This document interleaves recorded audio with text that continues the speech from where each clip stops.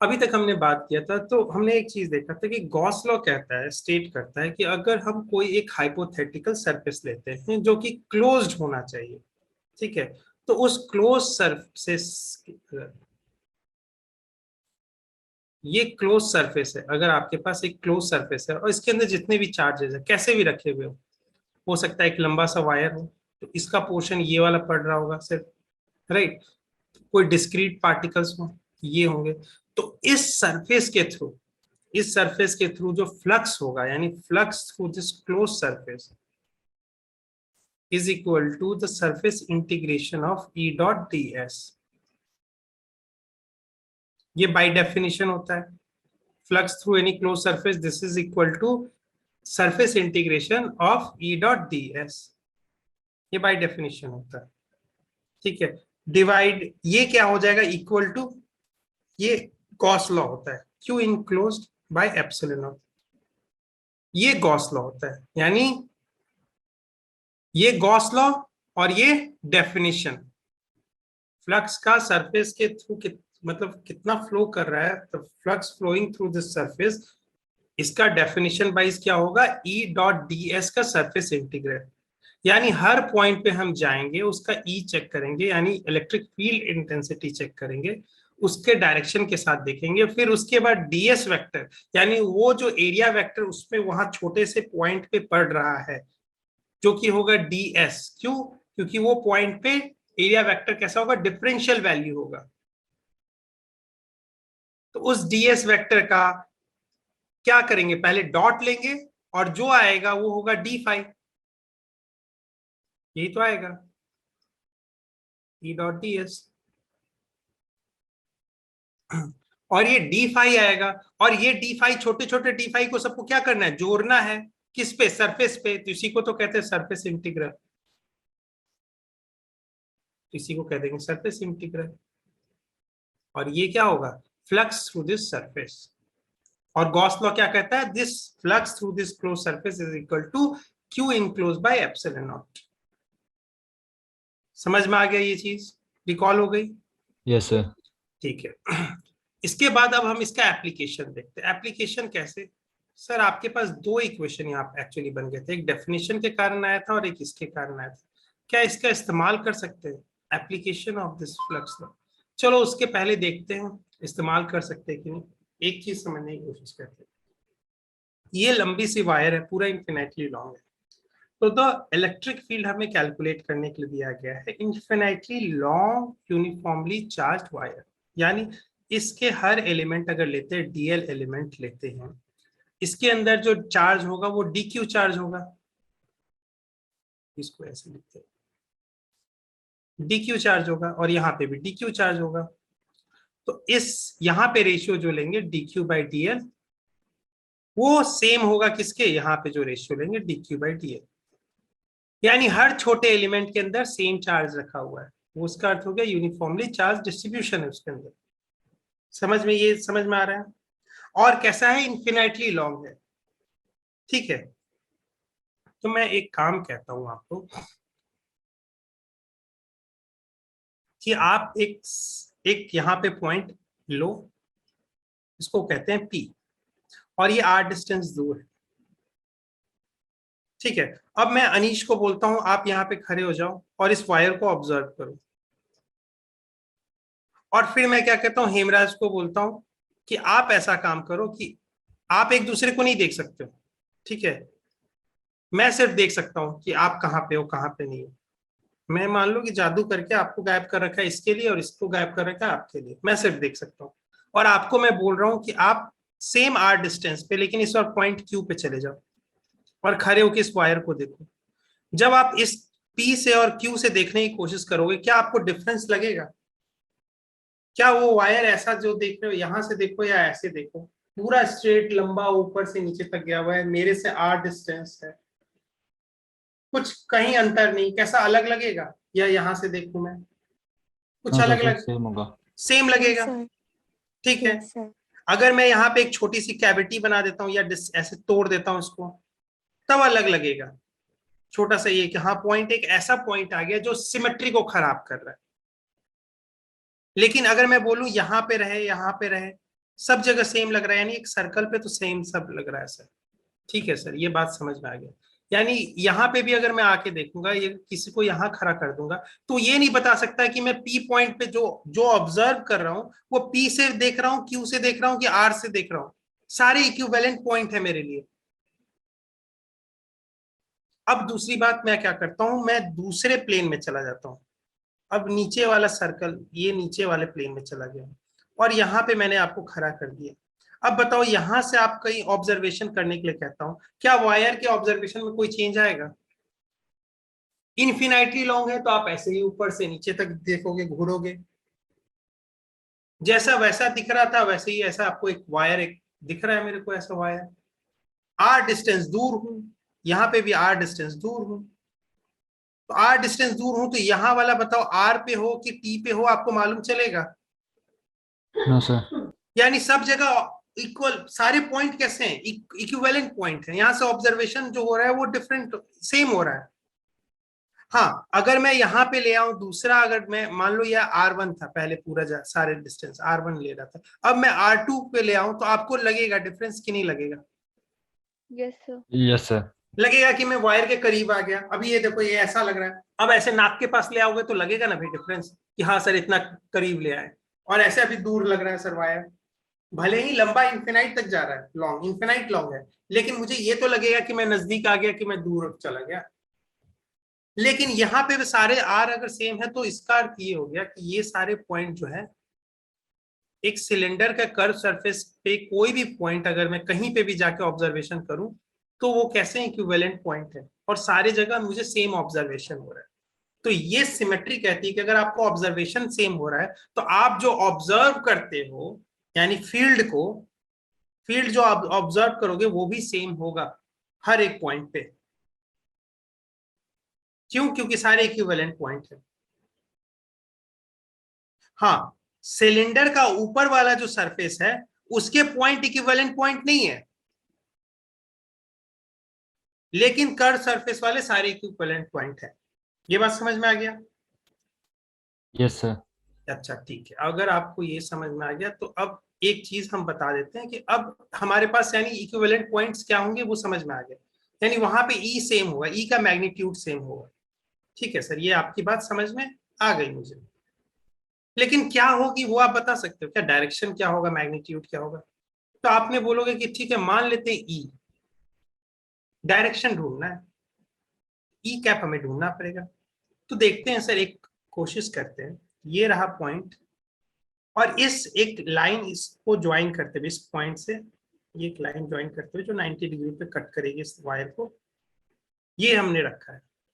Sir यहाँ पे अगर कोई एक एलिमेंट लेता हूँ, सेम उसका मिरर इमेज यहाँ से एलिमेंट लेता हूँ, तो ये देखो सर डीक्यू चार्ज का है, तो ये तो दो पॉइंट, एक पॉइंट चार्ज की तरह हो गया। तो इस एलिमेंट के कारण यहाँ पे जो फील्ड होगा वो ऐसा होगा, और वो क्या होगा, K D Q by R square. और आर क्या होगा, ये डिस्टेंस है, यही होगा ना इस एलिमेंट के कारण, एलिमेंट 1 के कारण। Yes sir. और एलिमेंट 2 के कारण सर ऐसा होगा।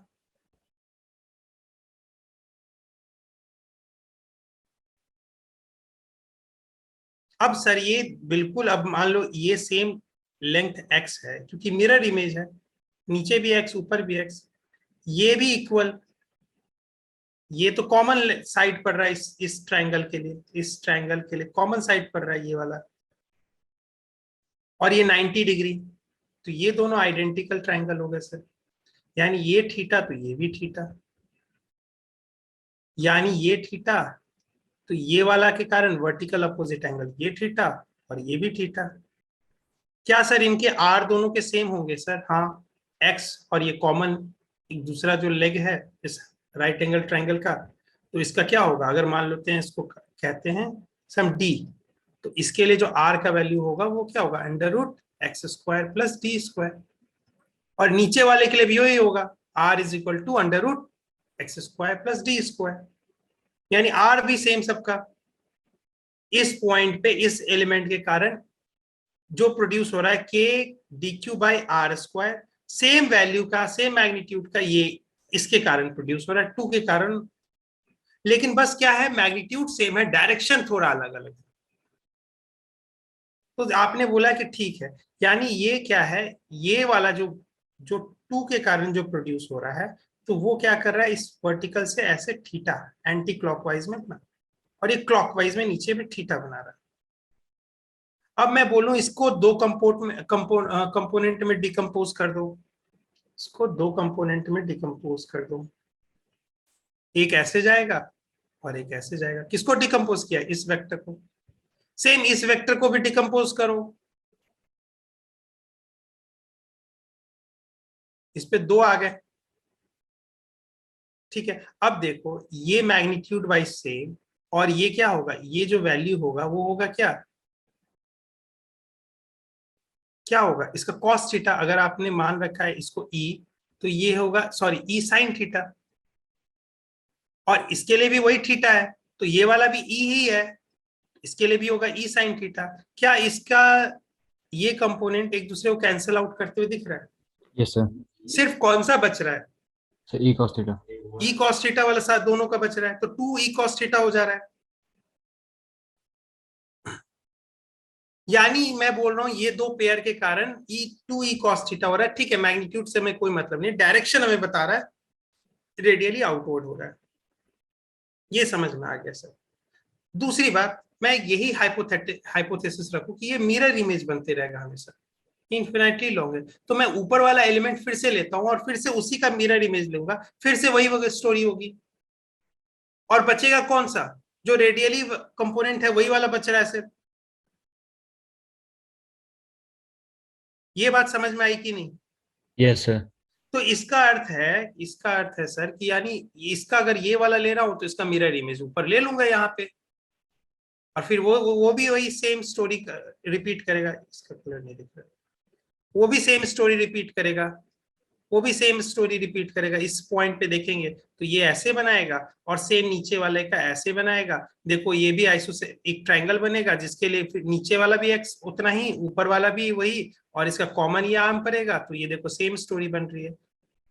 एक ऐसे बना रहा है और एक ऐसे बना रहा है, और फिर क्या बचेगा, सिर्फ ये वाला कंपोनेंट ऐड होते जा रहा है। यानी रिजल्टेंट जो होगा हमेशा इसी डायरेक्शन में होगा।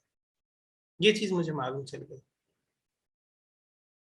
अब यानी ये चीज तो मालूम है कि ये इक्विवेलेंट पॉइंट है, इक्विवेलेंट पॉइंट से सारे पे मैग्नीट्यूड तो इलेक्ट्रिक फील्ड का सेम ऑब्जर्वेशन के कारण हो रहा है, क्योंकि हम ऑब्जर्व कैसे कर रहे हैं सिस्टम को, जो डिस्ट्रीब्यूशन है उसको हम बिल्कुल सिमेट्रिकल वे में ऑब्जर्व कर रहे हैं हर पॉइंट से। उस जो पॉइंट है कर्व सरफेस पे सिलेंडर का रह रहा है, और एक पॉइंट की मैंने जान ली कि डायरेक्शन रेडियली आउटवर्ड, मतलब इस वायर से अगर मैं देखूंगा, अगर डिस्टेंस आर डिस्टेंस है, तो ये ऐसे हमेशा रेडियली आउटवर्ड है। यहां पे देखूंगा तो कैसा बनेगा, ये ऐसा बनेगा, ठीक है। अगर यहाँ पे बनाऊंगा तो ये देखो यहाँ ऐसा बनेगा, और ये क्या होंगे, एक सर्कल के पार्ट होंगे, ऐसे होंगे कि नहीं? Yes sir. तो यानी ये हमारे पास मालूम चल गया कि ई तो कांस्टेंट होगा मैग्नीट्यूड वाइज, और डायरेक्शंस कुछ ऐसे होंगे, ठीक है। ये चीज, दो चीज हमें मालूम चल गई है। यानी हर पॉइंट पे, ये मैं बोल सकता हूं हर पॉइंट पे ऐसा होगा कि हमेशा रेडियली आउटवर्ड या रेडियली इनवर्ड, अगर ये निगेटिवली चार्ज होगा तो इनवर्ड आ जाएगा यहाँ पे, ऐसा ही होगा। तो फिर आगे देखते हैं कैसा होगा फिर स्टोरी। तो फिर हमने क्या कहा कि हमेशा क्या हो रहा है कि आपके पास रेडियली टाइप का जा रहा है, मतलब रेडियली आउटवर्ड वाला फील्ड हमेशा निकल के आ रहा है, ठीक है सर। और हमारे पास लेमडा तो यूनिफॉर्म दे ही रखा है, और इनफिनाइट वायर, ठीक है। अब हमने क्या बोला कि गॉसियन सरफेस हम ढूंढने की कोशिश की सर, तो हमें एक आंसर मिला सिलेंडर। लेकिन सिलेंडर का सिर्फ कर्व सरफेस ऐसा है कि कर्व सरफेस है कि वो पॉइंट ऑफ सिमेट्री को हेल्प कर रहा है, बाकी यहाँ वाला जो सरफेस पे जो पॉइंट है वो नहीं सिमेट्रिकल है, वो पॉइंट इक्विवेलेंट पॉइंट्स नहीं है।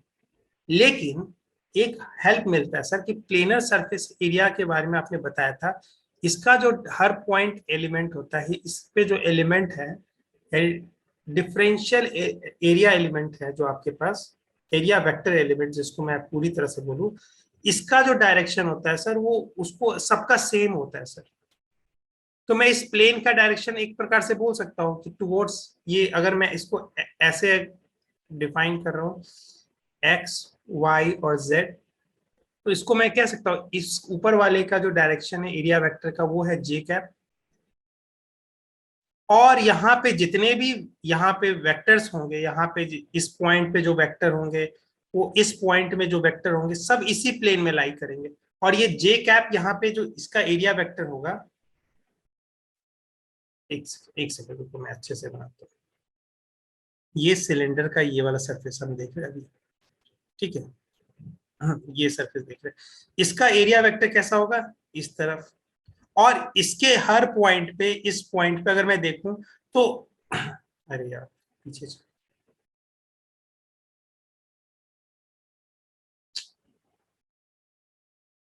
हाँ, इसके हर पॉइंट को देखो, इसके हर पॉइंट पे देखो, यहाँ पे अगर देखता हूं तो क्या हो रहा था, अभी हमें ई के बारे में कैसा मालूम चल रहा था, वो ऐसा आ रहा था आउटवर्ड, लेकिन ये कैसा इसी प्लेन में एग्जिस्ट कर रहा था, इस एक प्लेन में, जो प्लेन ऑफ सरफेस, ये जो आपके पास जो ऊपर वाला फेस है ना सिलेंडर का, ये वाला इसी प्लेन में एग्जिस्ट कर रहा था। और कैसा कर रहा था, इस वायर के रेडियली आउटवर्ड ऐसा टाइप का, या यहाँ पे अगर ले रहे थे तो ऐसा टाइप का, यहाँ पे ले रहे थे तो ऐसा टाइप का, यहाँ पे ले रहे थे ऐसा टाइप का। क्यों, क्योंकि सर ये कॉन्सेप्ट ऐसा नहीं था कि सिर्फ स्फेरिकल पॉइंट पे ये सिलिंड्रिकल पॉइंट पे ही ले रहे थे, ये तो वायर का किसी भी पॉइंट पे ले लो, अगर यही देख लो सरफेस ऐसा है तो इस पॉइंट पे ले लो, तो यहाँ पे भी तो आप सिमेट्रिकल ड्रॉ कर रहे हो ना, तो यहाँ पे जो फील्ड होगा यहाँ पे भी वैसे ही फील्ड होगा, तो क्या वर्टिकल सिर्फ ये वाला कंपोनेंट बचते जाएगा, तो यहाँ पे इस पॉइंट पे क्या होगा, हर पॉइंट पे क्या होगा, हर पॉइंट पे रेडियली आउटवर्ड तो जाएगा और साथ में उसी प्लेन में होगा, उसी प्लेन में होगा, थोड़ा सा ऐसा बना, उसी प्लेन में होगा, जैसा भी होगा उसी प्लेन में होगा। और ये एरिया वेक्टर इस बार क्या आ रहा है, उस प्लेन के परपेंडिकुलर आ रहा है। तो इससे क्या फायदा होगा सर, तो यहां पे अगर मैं देखूंगा, ये सेम आगे चलो देखता हूं, यहां पे अगर मैं देखूंगा तो एरिया को मैं 3 पार्ट में बांट दे रहा हूं। पहला पार्ट सिलेंडर का ऊपर अपर फेस, दूसरा नीचा फेस, तीसरा कर्व सरफेस।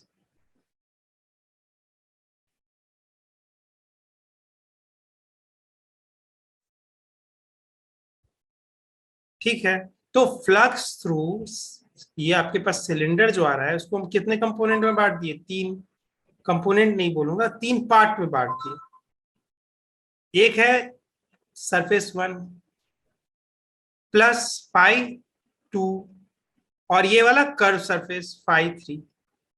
ठीक है, ये बात समझ में आ गया सर।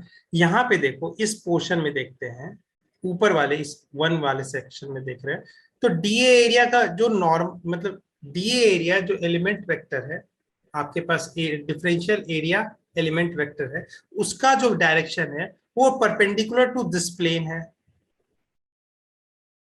और यहाँ पे जो फील्ड लाई कर रहा है वो इसी प्लेन में लाई कर रहा है। और कैसे लाई कर रहा है, लग रहा है रेडियली आउटवर्ड, अगर यहाँ पे है तो ऐसा लगेगा रेडियली आउटवर्ड इसी प्लेन में।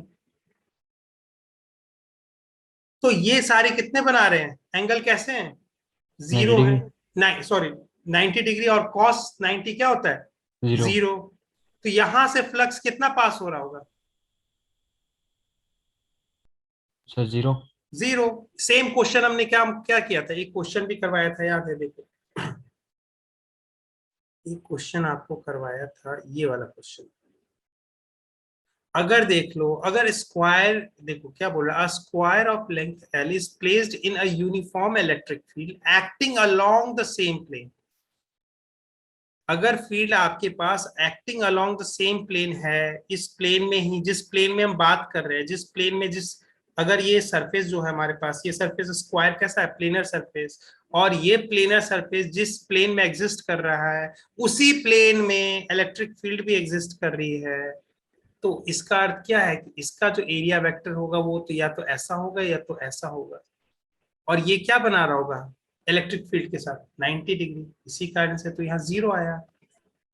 यानी फील्ड को एक्चुअली फ्लक्स कैसे बना रहा होगा, फील्ड फ्लक्स कैसे बना रहा होगा, आपको याद रखो पहले वाले क्लास में जो आपको लेके गए थे आप, से आपको एरिया से क्रॉस करती है मतलब। एरिया क्रॉस करते हुए ऐसा टाइप का ये वाला फील्ड बनाता है, ये फ्लक्स, सॉरी ये फ्लक्स बनाता है। ये इसमें अगर यही रहेगा फील्ड, अगर ऐसे ही सी प्लेन में होगा तो वो तो नहीं बना रहा है भैया, वो फ्लक्स नहीं बना रहा। फ्लक्स मतलब उस सरफेस से कितना फील्ड पास हो रहा है। ठीक है, यस सर। ठीक है तो भैया चलो आगे चलते हैं, देखते हैं। अब इसके कारण यहाँ पे यानी इस सरफेस से फ्लक्स जीरो, नीचे वाले से भी सेम था। नीचे का इस बार क्या हो गया, एरिया वेक्टर का जो डायरेक्शन है डाउनवर्ड है, हर पॉइंट का ऐसा होगा, ऐसा होगा।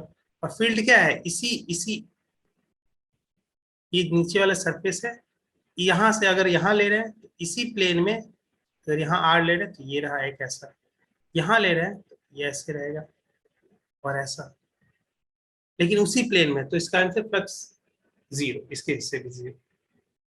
ये रहा बात। अब तीसरे वाले में बात करते हैं कर्व सरफेस में। कर्व सरफेस में ये देखना, हमेशा याद रखना, सिलेंडर से जब आपके पास एरिया वेक्टर का डायरेक्शन निकालना होगा, देखो प्लेन में तो आप हमेशा आराम से निकाल सकते हो कि ये प्लेनर है तो उसके परपेंडिकुलर वाला ऐसा है, लेकिन जब कर्व सरफेस ऐसा आता है जो कि 3D में एग्जिस्ट कर रहा है, 3D में एक सरफेस अगर एग्जिस्ट कर रहा है तो उसके लिए जो एरिया वेक्टर होता है वो ऐसे होता है कि यहाँ से टेंजेंट ड्रॉ करते हैं और उसका जो नॉर्मल होता है वैसे एरिया वेक्टर्स बताता है। तो टेंजेंशियल प्लेन ड्रॉ करते हैं, तो एक्चुअली सिलेंडर के लिए टेंजेंशियल प्लेन कैसा होगा, एक ऐसा होता है, देखो ऐसा लगता है कि प्लेन जस्ट उसको टच करते हुए निकल रहा है, इसको ऐसे जस्ट टच करते हुए यहाँ पे से निकल रहा है। ठीक है, ये टेंजेंशियल प्लेन होता है। और इसके नॉर्मल क्या होंगे, इसके नॉर्मल ऐसे होते हैं तुम्हारे, वो सारे होते हैं, वो क्या होते हैं, हमारा इस एरिया वेक्टर का डायरेक्शन होता है। ठीक है, तो इस सेंस में अगर मैं बोलूं तो यहाँ पे अगर देखूंगा तो इतना समझ लो अभी कि अगर इसको रेडियस ऐसा मान लिया, इसका रेडियस है, इस सिलेंडर का ये रेडियस है, तो ये रेडियली आउटवर्ड डायरेक्शन जो होगा वो क्या होगा आपका, किसका डायरेक्शन होगा, एरिया वेक्टर का। अब देखो हमने इलेक्ट्रिक फील्ड भी तो यही बात बोला है कि इलेक्ट्रिक फील्ड का भी डायरेक्शन कैसा है, रेडियली आउटवर्ड ही तो है। तो उन दोनों के बीच में एंगल कितना बन रहा है, जीरो। जीरो बन रहा है। तो यानी आप देखो फॉर्मूला में बेनिफिट क्या हुआ, आप ई तो कांस्टेंट बोल रहे हो कि ठीक है, मतलब ई का मैग्नीट्यूड कांस्टेंट है सिमेट्री के कारण, ठीक है सर, आपने ये फॉर्मूला लगाने की कोशिश कर रहे हो और आप बोल रहे हो कि ये चीज है। अब दिक्कत क्या आ रही है, डॉट प्रोडक्ट है, ई वेक्टर में है, हमें ई मैग्नीट्यूड बाई कांस्टेंट हमने बोला है। अब इसको कैसे बनाए सर, तो आप बोलोगे कि ई डॉट डी एस हर पॉइंट पे सर एक्चुअली रेडियली आउटवर्ड ये फील्ड आ रहा है, उसी के तरफ एरिया वेक्टर भी आता है, हर पॉइंट पे ये चीज हो रही है। तो इनके बीच में हर पॉइंट पे ई डॉट डी एस क्या होगा, E dot D S is equal to actually E D S हो गया। क्यों, क्योंकि ई डॉट डी एस को लिख सकते हैं ई डी एस कॉस थीटा है, थीटा बिटवीन देम, थीटा यहाँ पे जीरो है तो कॉस जीरो वन हो जाएगा।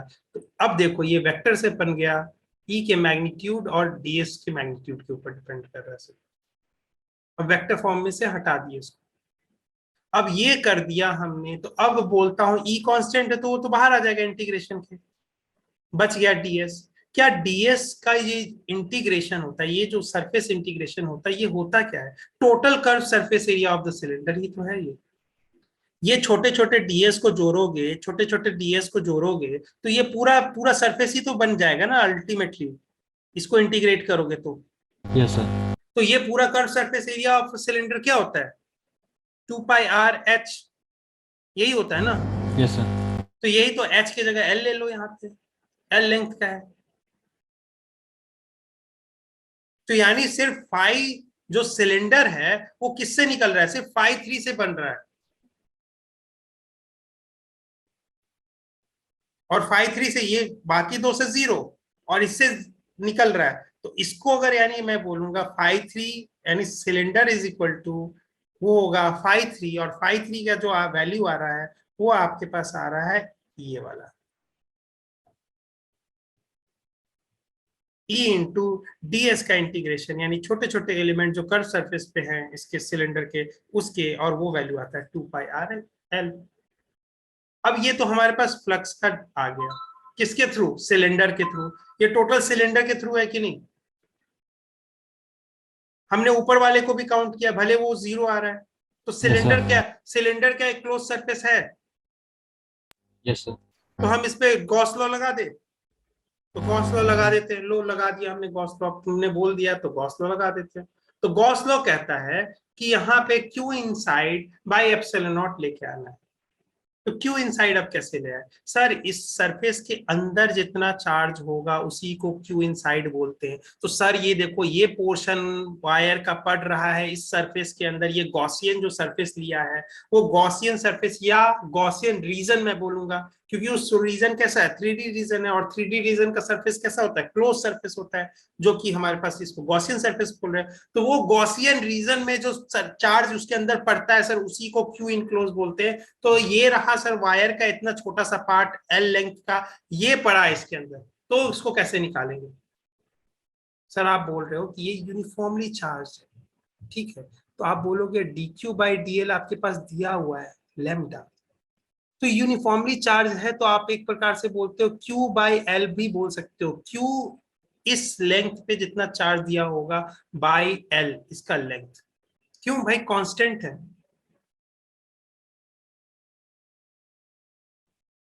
ये चीज नहीं समझ में आई क्या? चलो मैं इसको एक ढंग से समझाता हूँ। मान लो कि पानी आप निकालते हो, पानी का एक छोटा सा पोर्शन उठाते हो, वॉल्यूम, उसमें डेंसिटी निकालते हो ना भैया। तो डेंसिटी निकालते हो तो क्या बोलते हो? Mass by volume. तो ये पूरा यूनिफॉर्म है, तो अगर आप यहां से अगर ज्यादा वॉल्यूम, 2 गुना वॉल्यूम ले लिया, तो आप क्या कहोगे? मास कितना आएगा उसके अंदर? इसके अंदर मान लो मास m आ रहा है, वॉल्यूम v रखा हुआ है, तो अब इस वाटर में जो कि यूनिफॉर्म डेंसिटी इसकी है, मास डेंसिटी है, अब इसका हमने 2 गुना वॉल्यूम लिया है, तो उसके अंदर का मास कितना होगा? अरे कितना होगा बताओ, कुछ तो बता दो, कुछ तो बोल दो, अपने मन से बोल दो। ABCDGKP, जो भी बोलो तो सही। अरे कोई तो ट्राई तो करो। मैं डांटता हूँ क्या कभी किसी को जो ऐसे डर रहे हो? 2m। कितना? 2m। 1 नहीं बेटा, 1 नहीं होगा। देखो मैं क्या बोल रहा हूँ, इसके अंदर मास m है, जब वॉल्यूम v लिया है। इसका अगर वॉल्यूम 2 भी लेते हैं तो उसके अंदर मास 2m होना चाहिए। क्यों भाई? तो यूनिफॉर्म मास डेंसिटी है सर, देख लो डेंसिटी क्या होगा, 2m बाई 2v। तो देखो सर, 2 कट गया, m बाई v ही बच गया। तो इसका डेंसिटी हर जगह कांस्टेंट बना होगा। अगर यही मैं बोलूं कि इसका अगर मैं 10 गुना लेता हूं, ये टैंक का डायमेंशन जो है, ये टैंक का जो डायमेंशन है वो 10v है, तो उसके अंदर मास कितना होगा? 10m। 10m होगा। तब देखो उसका, तभी तो कह रहे हो ना कि रेशियो देखो इसका निकालो, 10m बाई 10v। तो m बाई v, यही तो कह रहे हो यूनिफॉर्म डिस्ट्रीब्यूशन, ये यूनिफॉर्म मास डेंसिटी है। यानी पॉइंट छोटा लोगे तो उसके अंदर मास कम निकलेगा, और ऐसा रहेगा कि रेशियो सेम बना रहेगा, तभी तो बोलते हैं यूनिफॉर्म डेंसिटी का है। ऐसा तो नहीं देखते हो कि पानी यहाँ पे अगर आप एक टेम्परेचर पे ऐसे जनरल रखोगे पतीले में पानी, तो ऐसा तो नहीं देखते हो नीचे में ज्यादा हो गया, ऊपर में कम हो गया। क्योंकि आप जैसा वॉल्यूम चेक कर लोगे उसको, उसके हिसाब से मास रहेगा, और उन दोनों का रेशियो कांस्टेंट बना रहेगा। तो मैं बोल रहा हूं कि छोटे से एलिमेंट में जब हमने लिया था डीएल एलिमेंट में, तो उसके अंदर चार्ज आया था डीक्यू, तो उसका रेशियो लिया। अब मैं बोल रहा हूँ बड़ा सा एलिमेंट में लेता हूँ, उसका चार्ज लेंथ एल है, उसके अंदर जो चार्ज है वो क्यू है, तो इन दोनों का रेशियो तो हमेशा सेम रहेगा ना। क्यू बाई एल और D Q by D L, उनका रेशियो तो हमेशा सेम बने रहेगा। क्यों? क्योंकि वो यूनिफॉर्मली चार्ज डिस्ट्रीब्यूशन है ना। Yes sir. Yes, sir. ये समझ में आ गया ना बात? अगर मैं यही बोलूं कि 2L ले लेता हूं, 2L ले लूंगा तो चार्ज कैसा होगा? 2q। 2Q होगा। क्योंकि भाई इसको रेशियो तो यही रखना है, 2Q बाई 2L, तो यही तो लैम्डा बनेगा। देखो Q बाई L ही तो लैम्डा बोल रहे हैं। ये बात समझ में आ गया ना? तो अब Q इनक्लोज हम निकाल सकते हैं क्या? इस सिलेंडर के अंदर जो Q इनक्लोज जाना चाहिए वो ये रहा L लेंथ का, और ये रहा लेम्डा। तो लेम्डा टाइम्स L क्या हो जाएगा? Q enclose. क्यों भाई? तो सर आपने बोला Q इनक्लोज, अगर आपको निकालना है तो L इनक्लोज आप बता रहे हो, ये जो होगा वो रेशियो हमेशा कांस्टेंट बना रहेगा, dq/dl के बराबर होगा। तो L इनसाइड क्या है, L, तो लैम्डा टाइम्स L हो गया Q इनसाइड।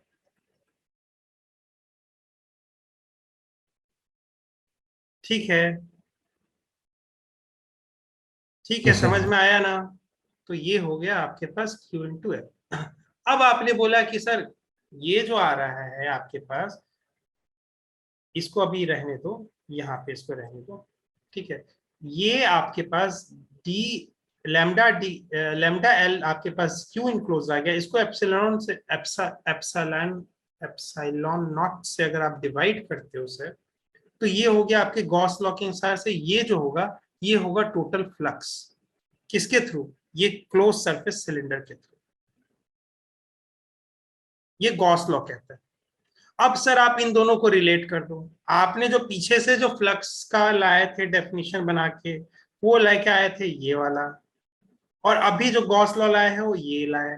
तो अब क्या बेनिफिट होगा सर कि E times 2πRL is equal to Q enclose lambda times L by epsilon naught. और इसमें क्या कैंसिल आउट होगा? कैपिटल L कैंसिल आउट हो गया।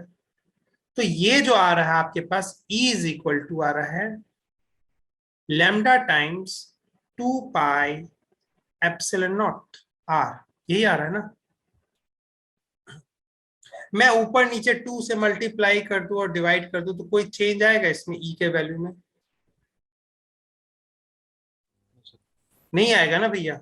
आपके पास मैं बोल दूं कि 10 रुपए हैं, और आपको खुश करने के लिए बोल दूं कि 20 रुपए डिवाइडेड बाई 2 रुपए, यानी 10 को ऊपर नीचे मल्टीप्लाई कर दिया, 2 को मतलब ऊपर नीचे मल्टीप्लाई कर दिया, तो आप बोलोगे 20/2 बोलो या 10 रुपए बोलो, बात तो बराबर ही है सर। तो ऊपर नीचे 2 मल्टीप्लाई किया, यहाँ पे 2 टाइम्स 2 4 बन गया। और ये क्या था? 1/4πε0 क्या था? के था। तो क्या 2k लैम्डा बाई आर हमारे पास अल्टीमेटली फॉर्मूला आ गया? ये क्या है, क्या मतलब?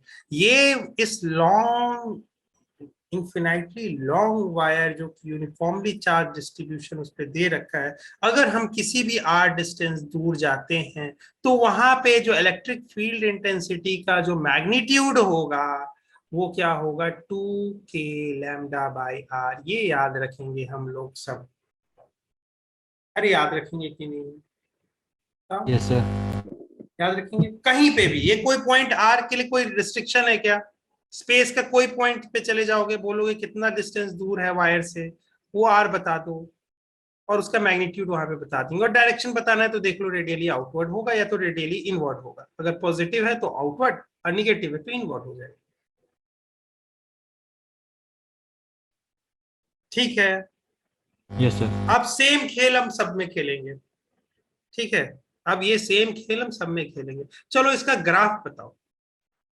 देखो मैं आपको थोड़ी देर आपको समझाने की कोशिश करता। ये क्या है आपके पास जो E का जो वैल्यू लेके आए, यानी the magnitude of the electric field intensity at any point which is r distance from the wire, it is given as 2k lambda by r, right? Now let us suppose that this is a long wire, okay, long wire, and I am taking a distance r. Let's take a straight line, okay, a straight line over there, and what we are doing, we are taking a different point on this straight line which is perpendicular to this wire. So I am taking a different point P. Here I'll move this P to this P. Means this is P only, means I am checking this only point. It is coming over here, it is coming over there, it is coming over here. And what is changing with this change of this point? The R is changing, right? We are changing the R. यहाँ पे हमने R1 लिया था, फिर थोड़ी दूर बाद जाके वहां पे R2 आ जा रहा है यहाँ के लिए, फिर यहाँ के लिए R3 आ रहा है। ठीक है, तो अगर हम ये क्या कर रहे हैं, इसको एक सिंक्रोनाइज वे में चेंज करें, यानी हम आर पहले छोटा लिए थे, अब धीरे धीरे बढ़ा रहे हैं और बढ़ते जा रहे हैं, यानी वायर से हम धीरे धीरे दूर होते जा रहे हैं, यानी हमारी आर बढ़ते जा रही है।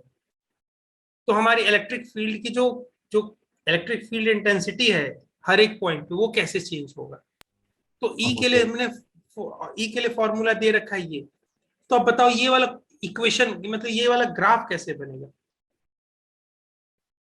जैसे जैसे मैं आर की तरफ दूर जा रहा हूं, तो इसको देखो, ई को आप वाई की तरफ फील करो और आर को एक्स की तरफ। तो वाई और एक्स का जो ग्राफ बनेगा, ये देखो, आप आर यहां से यहां रखो या यहां पे जाके देखो या यहां पे जाके देखो, क्या इससे के का वैल्यू चेंज हो रहा है, क्या इससे लेमडा का वैल्यू चेंज हो रहा है। No sir. नहीं हो रहा है, तो यानी कांस्टेंट है, यानी E is inversely proportional to 1 by r, यानी E is something a by r। And how you will like E को कैसे y की तरफ मानो और r को कैसे x की तरफ। a by x का ग्राफ कैसा होता है, y is equal to a by x का ग्राफ। क्या वो ऐसा होता है या ऐसा होता है या ऐसा होता है, कैसा होता है। ए बी सी बताओ, ए बी सी बताओ कौन सा होता है। सर ए।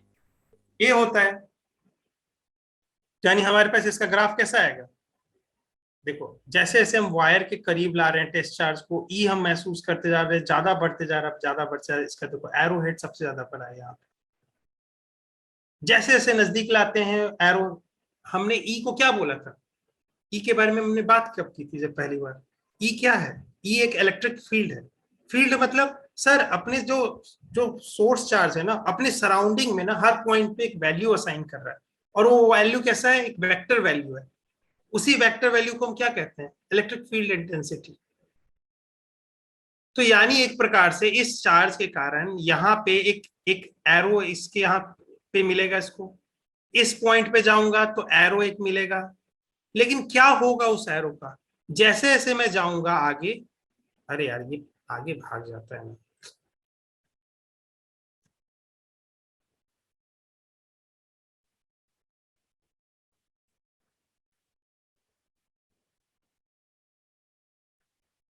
ये इसका एरो के साथ क्या क्या होते जाएगा, ये रहा यहाँ, ये रहेगा यहाँ, ये रह रहा है यहाँ। ये क्या हो रहा है, देख रहे हो कुछ हो रहा है क्या, कुछ हो रहा है क्या। इंटेंसिटी कम हो रही है इसकी। इंटेंसिटी कम हो रही है, इसका इंटेंसिटी मतलब अगर एरो कहीं जगह हर पॉइंट पर साइन होता है, जो उसको हम बोलते हैं इलेक्ट्रिक फील्ड इंटेंसिटी, तो एरो का जो लेंथ होता है ये वाला, वो क्या एक्चुअली रिप्रेजेंट करता है, उसके मैग्नीट्यूड के, उस वेक्टर क्वांटिटी के मैग्नीट्यूड के बारे में बताता है। तो देखो इसका मैग्नीट्यूड छोटा होते जा रहा है जैसे जैसे दूर जा रहा है। यही बात ग्राफ भी बता रहा है कि approach to zero as we are moving in the like as we are moving away from this wire.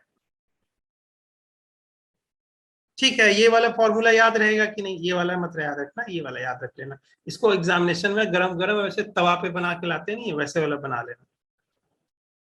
ठीक है, की को अपना खोल लेना, जैसे भी इसको कैंसिल आउट करके अपना बना लेना। उससे फॉर्मूला रटने के लिए ऐसे याद रखना, सिंपल है, प्रिसाइज है, इतना नीचे में 2 पाई एप्सिलॉन नॉट, ये वो भूल जाते हैं बच्चे। ठीक है, यस ये सर। बात समझ में आ गया। चलो अब ये बात समझ में आ गया, अब शीट पे बात करते हैं। अब शीट पे मैं आपको बोल रहा हूँ कि सेम चीज आपको एक्स डिस्टेंस शीट से दूर ले जाता हूँ इस पॉइंट पी पे। अब मैं बोलता हूँ एक्स डिस्टेंस सेम दूर ले जाता हूँ और इसको बोलता हूँ पॉइंट क्यू, और बोलता हूँ ये इन्फिनेटली लॉन्ग है, ये पूरा फैला हुआ है, कहीं नहीं रुका है, पूरा फैला हुआ है। ये तो आपको दिखाने के लिए ऐसा है, पूरा फैला हुआ है। क्या आप बता सकते हो कि आप पी पे हो कि क्यू पे हो, जो आपके ऑब्जर्वेशन के हेल्प से आपको एक पूरा शीट दिख रहा है, पूरा ऐसा, अरे वाह शीट है, यहाँ पूरा शीट फैला हुआ है। तो आप एक्स डिस्टेंस दूर हो, तो क्या आप बता सकते हो कि आप पी पे हो कि क्यू पे हो। No sir. नहीं बता सकते हो, यानी ये पॉइंट ऐसा किस बार कैसे बिहेव करे इक्विवेलेंट पॉइंट पे। सेम डिस्टेंस अगर मैं एक्स डिस्टेंस सेम अगर यहां से मैं दे दूं दूसरे जगह, मैं नहीं बता पाऊंगा।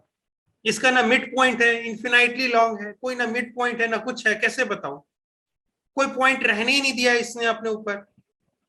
ना इधर मैं बता सकता हूँ कोई काला है, ना नीला है, ना पीला है, कुछ तो बताऊं कैसे देख के। अगर मैं यही बात बोलता हूँ कि एक स्फीयर, अगर अर्थ को मैं पूरा एक कलर से पोत दूं, तो तुम बता पाओगे कि तुम न्यूयॉर्क में हो कि दिल्ली में हो?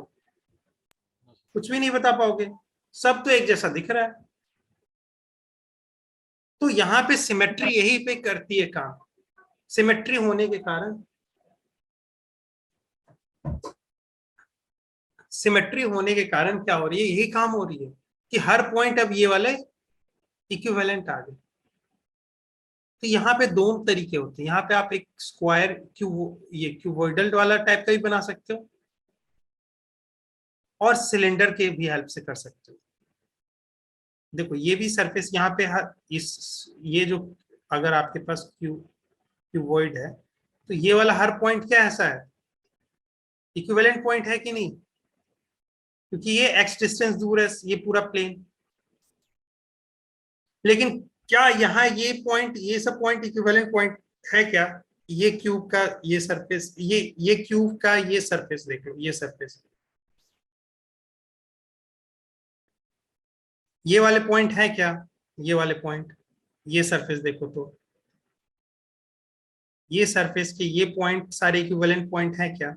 तुम बता सकते हो कि यहां से मैं देखो सर एक्स डिस्टेंस ज्यादा दूर हूं, मुझे थोड़ा ज्यादा दूर दिख रहा है, थोड़ा कम दूर दिख रहा है, ऐसा दिख रहा है, ये चीजें मुझे दिख रही है।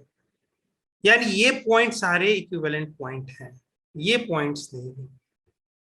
ठीक है, चलो इसका बात मैं समझ गया सर। ये स्टोरी समझ गया सर। स्टोरी ही तो समझाते रहते हैं, फिजिक्स तो स्टोरी ही है। ठीक है सर, तो ऐसा करते हैं सर कि हम क्यूब पे तो आ जाएगा, लेकिन इससे साफ और आसान बनेगा सिलेंडर। लेकिन इस बार सिलेंडर कैसा बनेगा सर? और यूनिफॉर्मली चार्ज डिस्ट्रीब्यूशन ये भी है, ठीक है, यूनिफॉर्मली चार्ज डिस्ट्रीब्यूशन है, ये पता है आपको। इस बार जो लेंगे, जो गॉसियन सरफेस होगा वो ये सिलेंडर होगा। और सिलेंडर का ये फेस कैसा है इस बार, इसके हर पॉइंट कैसे इक्विवेलेंट पॉइंट है, सेम चीज यहाँ के लिए भी। लेकिन इस बार कर्व सरफेस वाले पॉइंट्स वो इक्विवेलेंट पॉइंट नहीं है, क्योंकि उनके लिए एक्स चेंज हो रहा है। तो मुझे दिख रहा है कि वो पॉइंट वहां से ऑब्जर्वेशन अलग दिखेगा, यहां से अलग दिखेगा। ठीक है, तो यहाँ पे एक बात समझ में आया कि सर फिर से यही करते हैं, डिवाइड एंड रूल वाली पॉलिसी अपना देते हैं, इनको तीन पार्ट में बांट देते हैं। अब यहाँ पे सर बोल रहे हो कि यहाँ पे मैग्नीट्यूड इक्वल है, सारे पॉइंट का मैग्नीट्यूड इक्वल है, डायरेक्शन कौन सा होगा? और डायरेक्शन भी सबके मान लेते कि जो आएंगे सब ये वाली जहां पे पॉइंट पे आएंगे, जैसे मान लो कि जैसा भी होगा, लेकिन मैग्नीट्यूड वो होगा, सेम होगा सर। डायरेक्शन कहीं पे भी आ सकते हैं, तो ऐसा नहीं है कि मैंने बोल रहा हूं, जैसे अगर मैं बोलूं इस वायर के लिए, इस वायर के लिए मैं बोलूं, तो यहाँ पे जो वेक्टर आ रहा है वो ये दोनों वेक्टर में सिर्फ क्या सिमिलैरिटी है, दोनों का मैग्नीट्यूड सेम है, लेकिन दोनों का डायरेक्शन अलग अलग है। तो वेक्टर इक्वल वेक्टर नहीं है, दोनों इक्वल वेक्टर नहीं है। तो इक्वल ई नहीं रख रहा है, सिर्फ इक्वल ई का मैग्नीट्यूड रख रहा है, ये बात याद रखना। ई इक्वल नहीं रख रहा है, मैग्नीट्यूड सिर्फ इक्वल रख रहा है। ठीक है ना? Yes sir. तो यहाँ पे मैग्नीट्यूड सेम रख रहा है। अब मेरे को वही देखना पड़ेगा डायरेक्शन कैसा है सर, डायरेक्शन कैसा होगा। फिर मैं बोलूंगा कि चलो वही वाली गेम है, यहां से अगर एक पॉइंट लेते हैं, तो इसको क्या करता होगा, एकदम सिमेट्रिकल एक ये लेते हैं, ये पॉइंट, और एक एक ऐसा लेते हैं क्रॉस सेक्शनल एरिया, और ऐसा क्रॉस सेक्शनल एरिया लेते हैं। ठीक है सर, ये क्रॉस सेक्शनल एरिया ऐसा लिया। अब सर ये ले लिया तो इससे बेनिफिट क्या हो गया सर? ये वाला जो पॉइंट है, ये वाला एकदम ऐसा लग रहा है ना कि इसको थोड़ा और बड़ा बनाते हैं। ठीक है,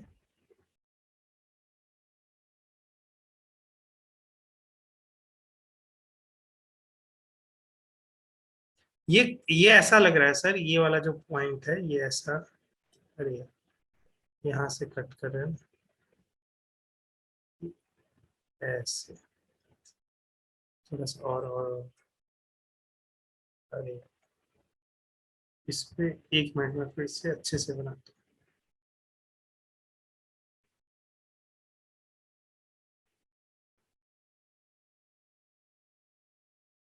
फिजिक्स पढ़ाते पढ़ाते मैं ड्राइंग सीख जाऊंगा, फिर ड्राइंग वाला काम करूंगा। फिजिक्स तो ऐसे आ ही जाएगी। कैसे कैसे बनाऊं? हाँ, तो 1 मिनट पीछे जा सकते हैं। हाँ, अब यहाँ पे सही बनेगा। ये रहा, एक लिया।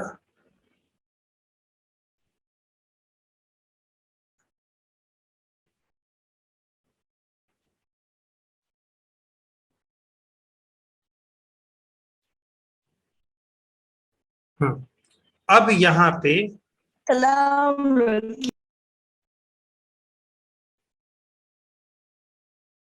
ये वाला फिर से अच्छा नहीं बन रहा यार, मेरे को। हम्म।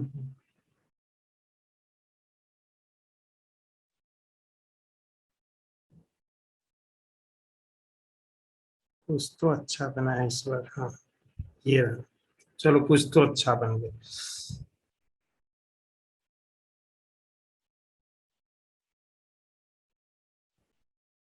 ये देखो, ये वाला और ये वाला क्वेश्चन। हाँ, ये द मिरर इमेज की तरह बांट रहा होगा कि नहीं? यहाँ का जो एलिमेंट बन रहा होगा वो यहाँ पे भी एलिमेंट क्रिएट हो रहा होगा। ये पूरा लंबा प्लेन है। यहाँ पे एक्स डिस्टेंस दूर जाके देख रहे हैं, एक्स डिस्टेंस दूर जाके देख रहे हैं। ये पूरा मैं बोल रहा हूँ कि ये पूरा इधर भी फैला हुआ है, इधर भी फैला हुआ है, इधर भी फैला हुआ है, और इधर भी। इसका अब सिर्फ ये समझ लो कि ये वाला अभी सिर्फ इधर वाला फैला हुआ है, ये इधर दोनों इंफिनाइटली तरफ फैला हुआ है। और ये वायर तो है ही अपना पूरा इंफिनाइटली, सॉरी शीट तो है ही अपना पूरा इंफिनाइटली लॉन्ग तक फैला हुआ है। ठीक है, तो ये वाला चीज क्या कर रहा होगा, ये प्लेन जो होगा, जो कि इधर की ओर पूरा फैला हुआ होगा, इधर की ओर, और इसका ये थिकनेस बस एक्स का है। अब इस कारण से मैं देखता हूं कहीं पॉइंट पे मैं यहां जाता हूं, इस पॉइंट के कारण, ठीक है, इस पॉइंट के कारण क्या हो रहा है कि ये जो होगा, ये देखो, ये और ये तो मिरर इमेज बनवा दे रहा हूँ। यानी अगर इस ये प्लेन ले रहे हैं ना, ये डिस्ट्रीब्यूशन समझ लो एक सरफेस है, ये वाला पूरा सरफेस है, ये रहा। तो ये जैसे ऊपर क्रिएट कर रहा है वैसे नीचे क्रिएट कर रहा होगा। तो इससे क्या हो रहा होगा कि मिरर एलिमेंट क्रिएट हो रहे हैं। मिरर एलिमेंट ऐसे वाले, सेम चीज कॉन्सेप्ट है, इसके मिरर एलिमेंट क्रिएट हो रहे होंगे। तो मिरर एलिमेंट जब क्रिएट होते हैं ना, तो ये चीज अश्योर कर देते हैं कि कोई भी उस पॉइंट पे जो फील्ड बनेगा, इलेक्ट्रिक फील्ड इंटेंसिटी क्रिएट होगी, वो इस सरफेस के पैरेलल वाला कंपोनेंट तो क्रिएट नहीं होने देंगे। ये मिरर एलिमेंट्स क्या करते हैं, अश्योर कर देते हैं कि वो सरफेस या वो लाइन के पैरेलल में तो क्रिएट नहीं होने देंगे। यानी यहां पे अगर इलेक्ट्रिक फील्ड बनेगा तो सिर्फ उसका एक ही कंपोनेंट अगर होगा तो होगा। एक कंपोनेंट भी क्या बोलूं, जो भी होगा वो सिर्फ कैसा होगा, away from this one, surface पे बनने ही नहीं देंगे। क्यों? क्योंकि देखो सेम चीज हम ऐसे ही काम करेंगे। ये जो क्रिएट करेंगे, इसका जो होगा सरफेस के अलोंग वाला जो इस कंपोनेंट होगा, ये जो फील्ड का, ये देखो, अरे ये वाला मैं दूसरे कलर से ड्रॉ करता हूँ।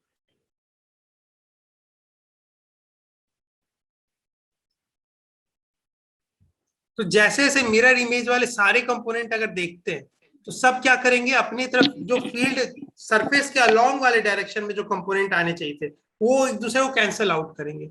और किस पे सिर्फ क्रिएट करेंगे, जो रेडियली आउटवर्ड टाइप का, या नॉर्मली आउटवर्ड जा रहा है या नॉर्मली इनवर्ड आ रहा है, उसके डायरेक्शन के अलोंग सिर्फ क्रिएट करने देंगे। तो इस चीजों से हमने एक बात समझ ली कि जो भी होगा उस पॉइंट पे, आपने बोला कि पॉइंट ऑफ सिमेट्री से इसके जो सिलेंडर जो बन रहा है, इस सिलेंडर जो क्रिएट हो रहा है, ये सिलेंडर, इसके इसके ये जो सरफेस है, planar surface, planar circular surface, इस पे इक्वल मैग्नीट्यूड का होगा, और साथ में नॉर्मली आउटवर्ड वाला होगा। ये दो चीज मैंने कंक्लूड किया। ठीक है, यानी किसी भी पॉइंट पे किसी को डाउट? सॉरी सर, एक्चुअली बीच में सिग्नल चला गया था। अच्छा कोई बात नहीं, मैं यही चीज बता रहा हूं यस सर। कि क्या मतलब ई का डायरेक्शन मैं कैसे चूज कर रहा हूँ, बस इसी पे बात कर रहा हूँ मैं, ठीक है ना। तो इसके पीछे भी वही कारण है कि जो हमने वायर में देखा था, सिमेट्रिकल एलिमेंट होने के कारण जो एलिमेंट का मिरर इमेज नीचे वाला एलिमेंट बन रहा है, तो वो क्या करने दे रहा है कि वो सरफेस के अलोंग या वायर के अलोंग वाला है। इसमें भी देखेंगे, वायर में भी देखेंगे कैसे था, इस अलोंग वायर के अलोंग में डायरेक्शन में, उसमें नहीं क्रिएट होने दिया था, सिर्फ अवे वाले में क्रिएट होने दिया था। ये किस लिए कारण हो रहा था कि मिरर एलिमेंट्स इधर एग्जिस्ट कर रहे थे, हर का मिरर एलिमेंट नीचे एग्जिस्ट कर रहा था, हर का मिरर एलिमेंट एग्जिस्ट कर रहा है। ये वाला लोग है तो इसका ही अपना मिरर एलिमेंट होगा, लेकिन सबका मिरर एलिमेंट एग्जिस्ट कर रहा था। तो यानी इस केसेस में क्या होंगे कि आउटवर्ड वाले डायरेक्शन में होंगे, कैसे, नॉर्मली आउटवर्ड। तो चलो ये चीज समझ में आ गया। यानी यहां पे भी अगर पॉइंट पी पे ड्रॉ करूं, हर पॉइंट पे ऐसा होगा ये डायरेक्शन तो हर पॉइंट के लिए, ये तो जरूरी नहीं है कि इस पॉइंट के या इस पॉइंट या इस पॉइंट या इस पॉइंट के लिए, डायरेक्शन के लिए तो हमने हर पॉइंट के लिए निकाला था। क्योंकि इस पॉइंट से अगर आप लेते हो, यहां से लेते हो, तो इसके लिए फिर देखो ये कोई मिड पॉइंट तो है नहीं, इसका इन्फिनाइटली लॉन्ग है। फिर ऐसे ही वायर इसको क्या करेगा, इस जिस प्लेन में एग्जिस्ट करेगा वो क्या करेगा, एक मिरर की तरह एक्ट करेगा, ऊपर उसका एलिमेंट, नीचे उसका एलिमेंट, मिरर एलिमेंट। तो हर पॉइंट के लिए ऐसा होगा। तो हर पॉइंट पे इसका अर्थ है कि सर, इसका अर्थ है कि हर पॉइंट पे सर कैसा होगा, नॉर्मली आउटवर्ड। अब ये देखना, इस सरफेस का एलिमेंट कैसा होता है, सिलिंड्रिकल सरफेस पे कैसे निकालते हैं एरिया, इस डीएस एरिया का डायरेक्शन। आप कहते थे सर देखो इसके एक्सिस से ऐसे ड्रॉ करते थे कि इसका अंदर में एक्सिस जा रहा था, इसके एक्सिस से क्या करते थे, अगर मान लो ये वाला पॉइंट लेते, ये वाला पॉइंट थोड़ा दिख नहीं रहा, ठीक है, ये वाला पॉइंट लेते, तो आप बोलते थे सर कि ये देखो सर, ये रहा, ये पॉइंट आपने लिया, तो ये क्या करते थे, ये रेडियली आउटवर्ड होता है सर। और आपका ये ईच का जो डायरेक्शन आ रहा है इस पॉइंट पे, कर्व पॉइंट पे, वो कैसा आ रहा है, ये इस अलोंग दिस सिलेंडर, सिलेंडर के सरफेस के ऐसे अलोंग जा रहा है कि नहीं। Yes, sir. तो यहाँ पे भी सेम चीज होगा, यहाँ पे भी देखो ऐसा जाएगा और ये ऐसा आएगा, यहाँ पे देखोगे तो ये ऐसा आएगा और ये ऐसा जाएगा, होगा 90 डिग्री पे, सारा 90 डिग्री पे होगा। यानी ऐसा होगा, ऐसे जैसे घुमा दिया गया पूरा, ऐसा पूरा सरफेस पे ऐसा, ये हमेशा फील्ड बताते जाएगा और ये एरिया वेक्टर, तो पूरा ऐसा कर दिया गया, पूरा घुमा के ऐसे निकाल दिया गया, ठीक है। तो यानी यहाँ पे हमारा फ्लक्स क्या आ गया, फिर से 0 आ रहा है, इसके थ्रू फ्लक्स जा ही नहीं रहा, सिर्फ किसके थ्रू जा रहा है, इसके थ्रू। क्योंकि यहाँ देखो एरिया वेक्टर इसका कहाँ पे होगा, एरिया वेक्टर भी ऐसे इसका होगा कि नहीं, एरिया वेक्टर ऐसा, Yes, sir. और ई का भी वही डायरेक्शन। यहाँ पे एक और फिर से बेनिफिट आ गया, क्या, ई डॉट का। अब देखो सर, आपके पास यही दिक्कत थी ना कि ये वेक्टर फॉर्म में है, आप बोल रहे थे इसको ये है कांस्टेंट किस सरफेस के लिए, अगर मान लेते हैं इसको 3 फेज में बांट दिए, 3 फ्लक्स मतलब सरफेस में बांटे, तो φ1 + φ2 + φ3 आपका होगा, ये क्या होगा, this is the flux through this close cylinder, you have divided into 3 parts. Now through this curve part, let us assume it to be 3 is equal to 0. Now through this 2 only I have to check. Now the area vector is coming over here, this is E dot ds, I'll take it, but which element, which s element, only falling on this surface circle, तभी तो element flux 1 निकाल रहे हैं ना हम, तो 1 के जो सरफेस से जो जो 1 का सरफेस एरिया लेंगे सिर्फ, और इसको उसके साथ ई जो आएगा वहां पे उस पॉइंट पे, उसको पहले डॉट लेंगे और पूरा क्या करेंगे, सरफेस इंटीग्रेशन, मतलब ये पूरा सरफेस के लिए जोड़ देंगे, छोटे छोटे पॉइंट का लेंगे और पूरे सारे पॉइंट जो सर्कल पे पड़ता है सारे पॉइंट के लिए निकालेंगे और वो छोटे छोटे फ्लक्स देंगे, और वो छोटे छोटे फ्लक्स क्या होंगे, d φ1 होंगे, ये फेस 1 से रिलेटेड है तो, और ये सारे इंटीग्रेट कर देंगे तो फिर क्या आ जाएंगे, सरफेस इंटीग्रेशन, तो ये d φ1 दे देगा। तो यानी ई, अब इसमें सर यहाँ पे गेम अच्छा बन गया कि यहाँ पे डॉट प्रोडक्ट फिर से इसको लिख सकते हैं, ई ds कॉस थीटा, और थीटा क्या आ रहा है, थीटा क्या आ रहा है, 0 डिग्री। 0 डिग्री। इधर भी देखोगे तो क्या होगा, देखो इधर भी देखोगे, ये देखो फील्ड क्या है, नॉर्मली आउटवर्ड जा रहा है, इस साइड में कैसा होगा, इधर की ओर नॉर्मली आउटवर्ड है ना भैया, यहां से देखो, यहां से नॉर्मली, यहां नॉर्मल ड्रॉ किया और outward, not penetrating the surface. यहां पे भी देखो शीट को पेनिट्रेट नहीं कर रहा है, आउटवर्ड। तो यहां पे भी डायरेक्शन ये, एरिया वेक्टर का भी डायरेक्शन यही, तो यहां पे भी क्या बन रहा है, इनके बीच में 0 डिग्री बन रहा है। समझ में आ गया, तो ये आ गया, बस गेम खत्म। तो यहाँ हो गया ई डॉट डी एस, तो यहाँ कॉस थीटा क्या हो गया, थीटा 0, तो कॉस थीटा 1, तो हो गया इंटीग्रेशन ऑफ। अब ई को बाहर ले आएंगे, क्यों भाई, तो कांस्टेंट है सर, मैग्नीट्यूड तो कांस्टेंट है हर पॉइंट। हाँ यहाँ पे सर एक और अच्छी बात हो गई है, हमें एक और अच्छी बात देख ली है, बोला पूछा मैंने क्यों, क्या देख लिया भैया, तो यहाँ हर एक पॉइंट पे एरिया एक्चुअली, ई जो है आप बोल रहे हो, ई एक्चुअली, ई जो है, एक सेकेंड, ई जो है वो एक्चुअली ई ही नहीं कांस्टेंट है, एक्चुअली यही कांस्टेंट है। यानी हर पॉइंट पे सर देखो, आपने बोला मैग्नीट्यूड सेम है, डायरेक्शन कैसा है, नॉर्मली आउटवर्ड। यहाँ पे भी देखो डायरेक्शन, मैग्नीट्यूड सेम है, डायरेक्शन कैसा है, नॉर्मली आउटवर्ड। लग रहा है कि नहीं यही वेक्टर को ट्रांसलेट करके यहाँ रख दिया है क्या, यस सर। तो यानी ये दो इक्वल वेक्टर हुए ना, यहाँ पे देखो इसको ट्रांसलेट करके यहाँ रखो, तो क्या एक दूसरे के ऊपर ओवरलैप हो रहे, नहीं, तो ये दो अलग अलग वेक्टर, इसको एक दूसरे के ऊपर ओवरलैप कर लोगे। हाँ यहाँ पे ई यानी इलेक्ट्रिक फील्ड ही एक्चुअली कांस्टेंट है, सिर्फ मैग्नीट्यूड ही नहीं। लेकिन मैंने बोला वो आने वाला आ जाएगा, वो अपने तरीके से आ जाएगा, लेकिन हम गारंटी जब सिमेट्री में जाते हैं तो सिर्फ मैग्नीट्यूड के बारे में बात करते हैं। आने के लिए एक केसेस में आ गया वो अलग बात है, लेकिन ई कांस्टेंट मतलब उसका डायरेक्शन और दोनों मैग्नीट्यूड नहीं रहता है, सिर्फ मैग्नीट्यूड कांस्टेंट रहता है उस हर पॉइंट पे, इक्विवेलेंट पॉइंट पे। तो ई कैसे हो जाएंगे, सारे इक्विवेलेंट पॉइंट के, तो हर पॉइंट पे अलग। तो यहाँ ds, अब बताओ इसका सरफेस इंटीग्रेशन ds क्या होगा, इस फेस का और इस फेस का,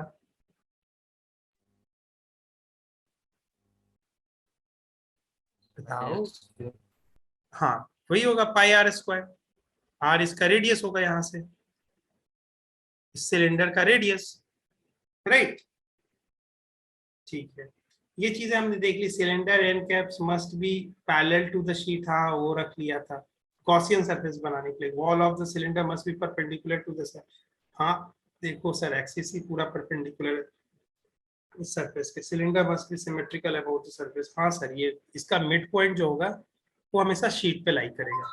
इसका सिलेंडर का, सिलेंडर कैसा है, कौन सा है, सिलेंडर हमारे पास जो है वो गॉसियन सरफेस है, क्योंकि हम सिलेंड्रिकल रीजन लेके पढ़ रहे हैं, गॉस लॉ वहां लगाने की कोशिश कर रहे हैं। शीट हमारे पास एक रियल है, उसी पे चार्ज डिस्ट्रीब्यूशन है, सिलेंडर हमारे पास हाइपोथेटिकल है, ये हम खुद बनाए हैं जस्ट चेक करने के लिए, उस पर गॉस लॉ अप्लाई करने के लिए, ठीक है। तो यहां से हम आगे सर अब इस पर गॉस लॉ लगाते हैं और काम करते हैं, देखता हूं अभी थोड़ी देर में पढ़ा दूं ना, कोई दिक्कत तो नहीं ना किसी को, नो सर। ठीक है ना, नो सर। अच्छा अच्छा, क्योंकि हमारे बहुत पीछे चल रहा है, ठीक है। अब देखो यही बात हो गया, यहाँ पे देखो डी एरिया लेके हमने क्या किया था, फ्लक्स 1 2 3 बांटा है, सिलेंडर के थ्रू जो फ्लक्स होगा वो फ्लक्स थ्रू उसके पहला सरफेस यानी कर्व सरफेस, सॉरी पहला सरफेस ये है, तो through this first face, this circular face, flux through this second face यानी second circular face, plus flux through this curve surface, ये वाला सरफेस है पूरा, तो ये हम कहेंगे फ्लक्स थ्रू द सिलेंडर। इसको 3 पार्ट में बांट दी, फिर 3 पार्ट में हमने देखा कि सिर्फ 2 पार्ट में आ रहा है आंसर, बाकी में आ रहा है 0, 2 पार्ट में आ रहा है, और इस वाले में जो कर्व सरफेस है उससे आ गया cos 90 होने के कारण 0, तो ये हो गया 0, बाकी 2 के कारण आ रहा है, और 2 के कारण आ रहा है तो इसको लिख देते हैं 2e AC, AC क्या है आपके पास, पाई आर स्क्वायर। ठीक है, यहां तक समझ में आया ना? Yes, sir. ठीक है, Yes, sir. ये तो आ गया आपके डेफिनेशन से लेके आए फ्लक्स का, सिमेट्री और डेफिनेशन यूज किया। ठीक है, अब गॉस लॉ के थ्रू बार जानने की कोशिश करते हैं, ये तो आपके पास आया था इसके लिए। गॉस लॉ क्या बोलता है, Q enclose by epsilon not. Q enclose कैसे निकालेंगे, कौन सा क्यू इनक्लोज होगा इसके अंदर? क्या ये वाला सर्कुलर पार्ट जो शीट का इसके अंदर आ रहा है सिलेंडर का, क्या वही रहेगा ना क्यू इनक्लोज्ड में? Yes, sir. यही पार्ट रहेगा ना, शीट का वो पार्ट जिसको कट कर रहा है ये सिलेंडर, उसी पार्ट को हम क्या कहेंगे, उसी पे तो चार्ज है और उसी को तो कहेंगे वही तो क्यू इनक्लोज्ड है। ये गॉसियन सरफेस जो हमारे पास सिलेंडर है उसके अंदर वाला जो क्यू लेते हैं, तो वो वही तो पोर्शन है जो शीट और वो दोनों कॉमन पड़ रहा है। तो इसके अंदर कैसे निकालेंगे ये वाला, ये क्यू कैसे निकालेंगे?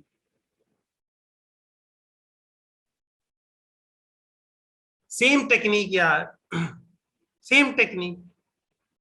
सर सिग्मा क्या है सर, सिग्मा दुनिया का सच है सर। सिग्मा क्या है, सिग्मा है आपका सरफेस चार्ज डेंसिटी। तो यानी अगर मैं इतना बड़ा सरफेस लूं, इतना बड़ा सरफेस लूं तो उसके ऊपर क्यू चार्ज होगा। ठीक है, तो मैं उसका अगर दुगना बड़ा सरफेस लेता हूं तो उसके ऊपर चार्ज कितना होगा,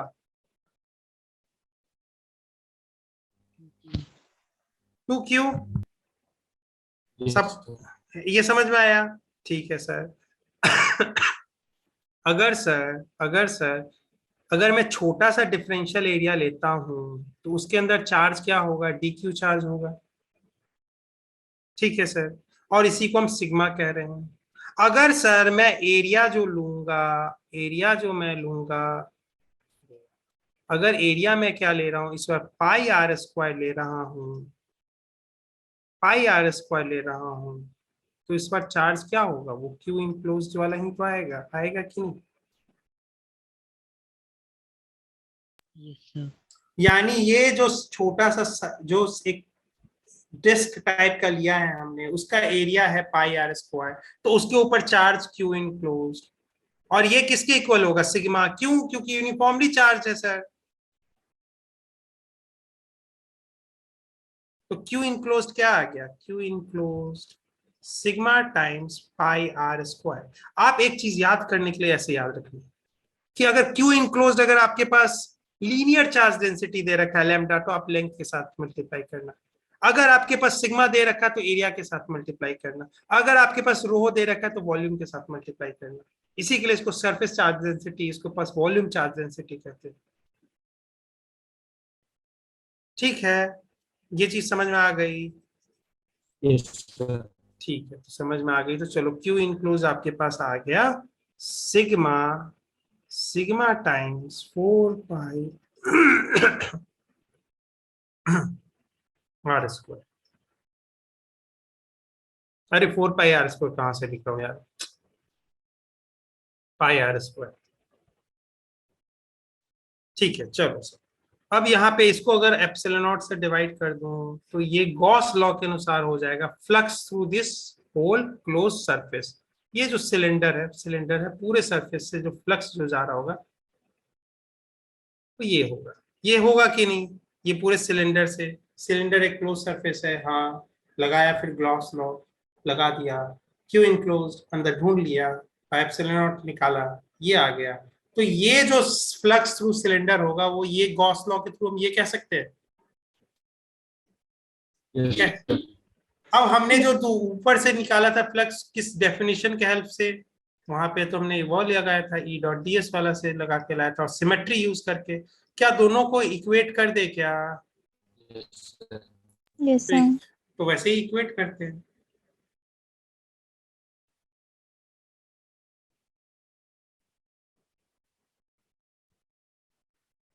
अच्छा एक और बात बताओ, ठीक है, ये चीज आपके पास AC है, तो चलो मैं बाद में पूछूंगा, अभी थोड़ी देर में पूछता हूँ। तो ये देखो हमने यहाँ से क्या ले आया था, 2AC। तो वो वाला 2ac लिख दिया। और यहाँ पे सिग्मा बाई ac, अरे आप इसको पाई आर स्क्वायर लिखो या ac लिखो, बात तो बराबर ही है, वही चीज है। तो ये ac नहीं रहने दिया, तो यहाँ ac है, पाई आर स्क्वायर लिखते तो पाई आर स्क्वायर पूरा कैंसिल आउट करते। तो यहां से आपके पास आया E equal to sigma by 2 epsilon. ये मैग्नीट्यूड है, डायरेक्शन हमें मालूम है, नॉर्मली आउटपुट या नॉर्मली इनवर्ड आते रहेंगे जाते रहेंगे। ठीक है, क्या Yes, ये sir. फंक्शन ऑफ आर है? क्या ये फंक्शन ऑफ एक्स है? एक्स तो कहीं पे भी नहीं आया सर, कितना दूर गए हैं इसके ऊपर डिपेंड नहीं कर रहा है सर, ये एक कांस्टेंट वैल्यू है सर।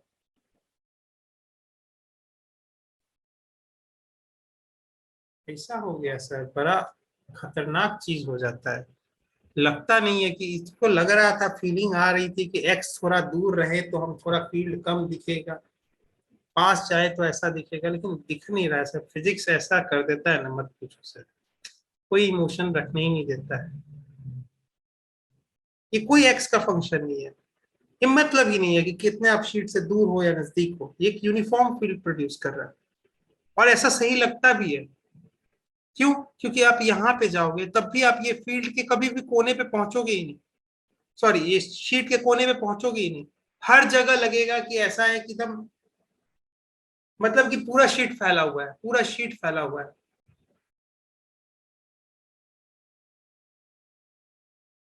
और ये एक्स पे डिपेंड भी नहीं कर रहा है। तो ये ऑब्जर्वेशन बहुत इंपॉर्टेंट था। ठीक है, अगर है तो sir. ये वाला क्वेश्चन करके बताओ, ये वाला क्वेश्चन करो। देखो मैं बता दे रहा हूं कि what is the net electric field. when I say to you that net electric field we have to consider, we have to understand one thing: this is the superposition of principle that will act upon that one. So if we say that at any point A, this is the source charge which is producing the electric field, so we call it E at P due to 1. And we never like ever like put the condition over this one that whether it is one is a point charge or a continuous charge. This is we consider as a source charge, individual source charge. So because of one it will be like this, plus because of the two we like this. So this will be done in a this is actually a vector addition, and what we will get it E at P because of the whole system of charges. यही होता था ना? Yes, sir. So if we have to find out the net electric field, even it is given to you that find out the electric field at point A. So you always consider at net one, unless it is stated that it is the electric field intensity due to source charge one. Okay, so if it is given that find what is the net electric field, or written what is the electric field at A, B, C, if two infinitely opposite charge plane, two infinitely long opposite charge plane, one is positively charged and negatively charged, sheets having same charge density, the magnitude is same but type of charges sorry, but the type of the charges are different, and they are placed, how they are placed, they are parallel to each other. So we have to find out the net electric field at A, B, C. Try करो, देखो मैंने जो बताने की कोशिश की थी उस पॉइंट पे फील्ड देखो, मैग्नीट्यूड, डायरेक्शन देखने की कोशिश करो, और फिर उनका सुपरपोजिशन प्रिंसिपल समझो और लगा दो और आंसर करो।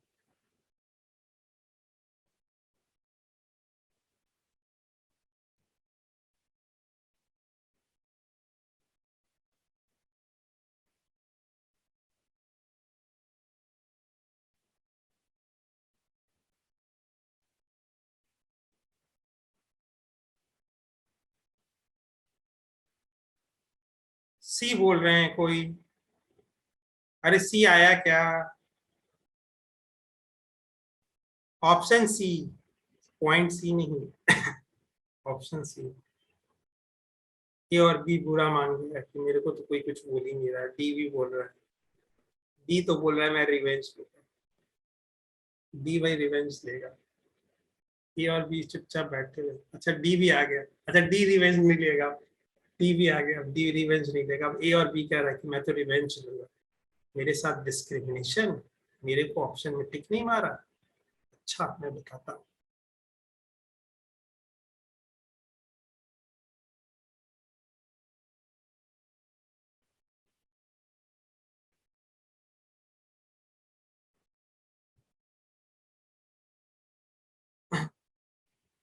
अच्छा प्रिया ने ए इसलिए तो नहीं मार दिया कि मैंने बोल दिया था कि रिवेंज ले रहा है। अरे ऐसे नहीं होते।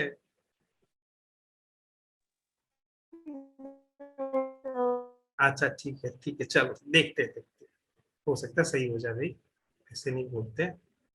सही हो जाएगा तो फिर मैं ऐसे करूंगा।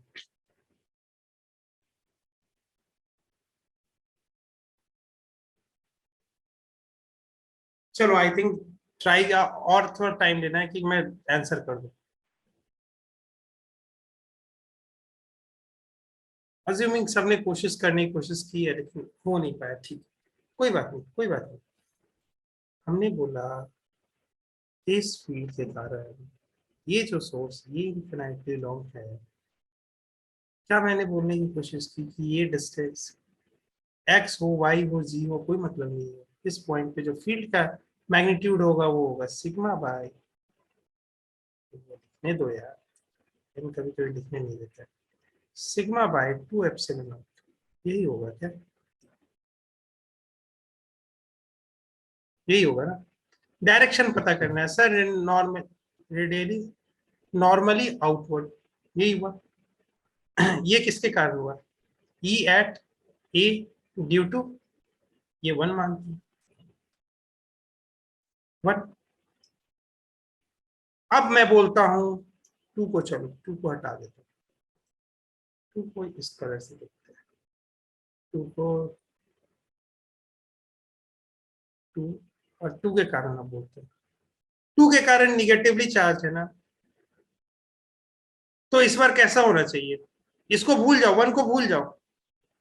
प्रिंसिपल ऑफ सुपरपोजिशन क्या कहता है कि सिस्टम ऐसे बिहेव करता है कि वो प्रेजेंट है सिर्फ और बाकी एब्सेंट है, फिर वो प्रोड्यूस करता है अपना। तो कितना होगा बताना? So sigma upon 2 epsilon naught, so you can sort of negative sigma direction of the equation. अच्छा डायरेक्शन किधर? So AC अच्छा ये आपका मतलब इधर या इधर, इधर या इधर? so green वाली पहली वाली. पहली वाली बहुत सही। अरे यार रेड वाली। हाँ ठीक है, ठीक है ग्रीन वाली। ये क्या हो गई? E at A due to two, ये हो गई डायरेक्शन, डायरेक्शन के साथ है भैया, डायरेक्शन के साथ दिए हुए, पूरा वेक्टर लगा सकते हैं इसको। अब इन दोनों का हमें एडिशन कर देंगे तो क्या मिल जाएगा? नेट मिलेगा कि नहीं? क्या ये भी सिग्मा बाई 2 एप्सिलॉन नॉट है? क्योंकि सिग्मा इसका यानी इसका सरफेस चार्ज डेंसिटी दोनों का सेम दे रखा है, लिख रखा है सिग्मा। अगर नहीं होता तो नहीं होता, कैंसिल आउट। तब हम कैसे करते? इसका जो वैल्यू दे रखा है, मान लो इसका 2 सिग्मा दे रखा है, इसका सिग्मा दे रखा है, तब जीरो मत मान के आ जाना, तब यहाँ पे 2 सिग्मा इसके कारण होगा। यहाँ पे जो भी यहाँ पे आता है ऊपर में सरफेस चार्ज डेंसिटी वो जो होगा वो ऊपर में आता है, लिखाता है। ठीक है, ये 2 है ये 1 है, तो इसका सिग्मा अब यहाँ पे देखो क्या सेम चीज तरह 1 के कारण किधर होगा भैया? 1 के कारण इस बार किधर होगा? यहाँ पे नॉर्मली आउटवर्ड ऐसे ही होगा। 2 के कारण, 2 के कारण यही होगा। अब अंदर में देखो बी पॉइंट पे 1 के कारण कैसा होगा? ऐसा। 2 के कारण कैसा होगा? 2 के कारण कैसा होगा?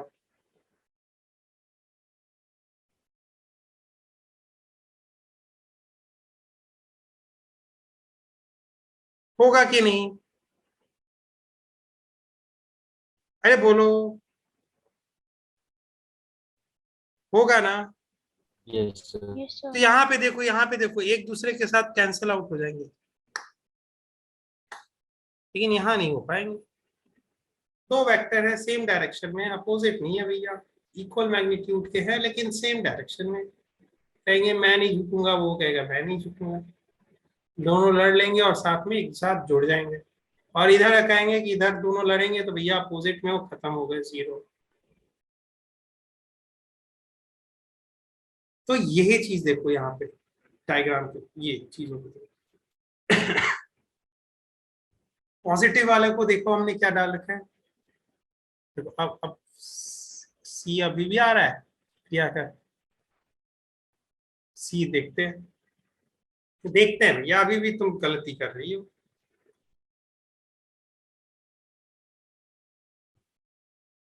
अच्छा डिस्कशन क्लास थी, हाँ, ठीक है, मैं इस पे आप कल कर लेना, ज्वाइन कर लेना वो डिस्कशन क्लास, आई थिंक वो छोटे से ग्रुप बन रहे हैं उसका है।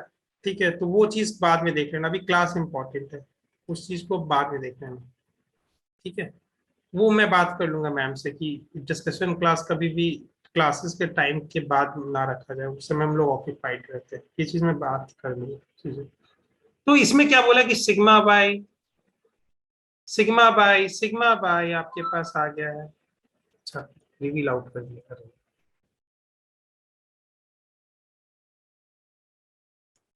हाँ, हाँ अब देखो, ब्लू के कारण sigma by two epsilon not, ऐसे ऐसे, yellow blue cancel, yellow blue cancel, यहाँ पे दोनों जुड़ रहे हैं। अब मैंने बोला यहाँ पे sigma by two epsilon naught, इसके कारण दूसरे के कारण sigma by two epsilon naught, दोनों को जोड़ेंगे तो क्या हो जाएगा, two sigma by two epsilon naught. तो क्या इसका answer sigma by epsilon naught आएगा, यहाँ पे जो रिजल्टेंट नेट फील्ड होगी। आप मालूम चला मिस्टेक क्या कर रहे थे, यस सर। सिर्फ एक को ले रहे थे, दोनों का एडिशन होगा ना भैया, नेट फील्ड निकालना है ना।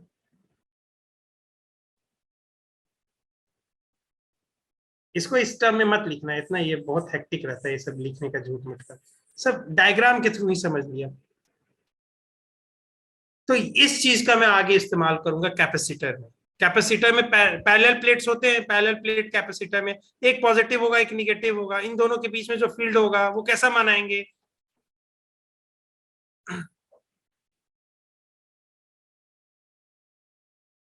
और कैसा होगा वो फील्ड, कांस्टेंट होगा कि नहीं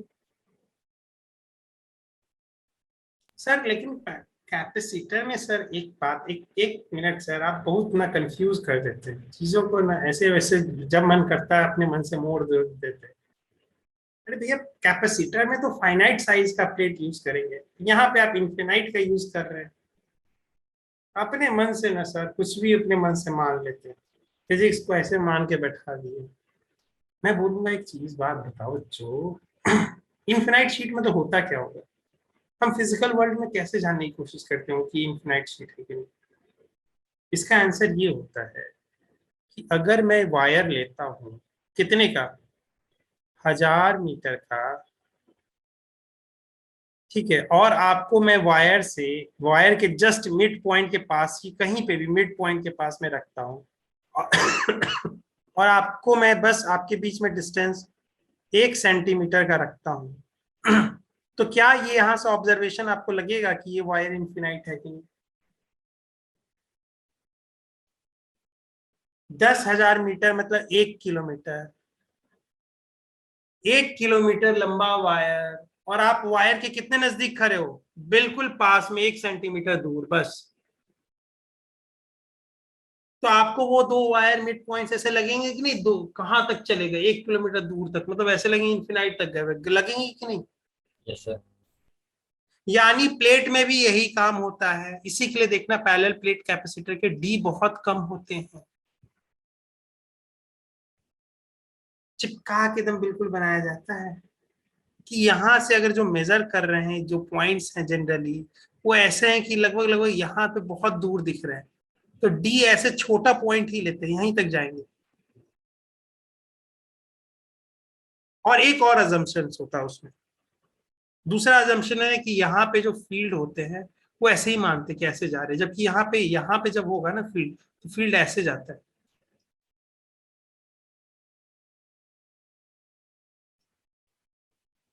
लेकिन हम इसको नहीं काउंट करते, इसको हम कैसे मानते कि ये बिहेव कर रहा है parallel sheet, infinite parallel sheets के तरह। ठीक है, तो ये सर्टेन एजम्पशंस वहां बना रहता है। आप जब इनफिनाइट लॉन्ग वायर के बारे में पूछ रहे होगे या बोल रहे होगे, या इवन हम फिजिक्स में कहते हैं कि इमेज कहाँ बना, या आप कितना भी कर लो लैब में, कहीं ना कहीं 50-60 मीटर दूर आगे इमेज बन के दिख जाएगा वो चीज। तो आप कहते हैं इन्फिनाइटली लॉन्ग, क्यों? क्योंकि आपका फोकल लेंथ इतना छोटा है ना कि उसके रिस्पेक्ट में वो इन्फिनाइटली लॉन्ग, मतलब इनका रेशियो लेते हैं ना, इनका रेशियो, ये इसका लेंथ का रेशियो लेंगे, इसका लेंथ और आपका डिस्टेंस का रेशियो लेंगे, लेंथ और डिस्टेंस का रेशियो लेंगे।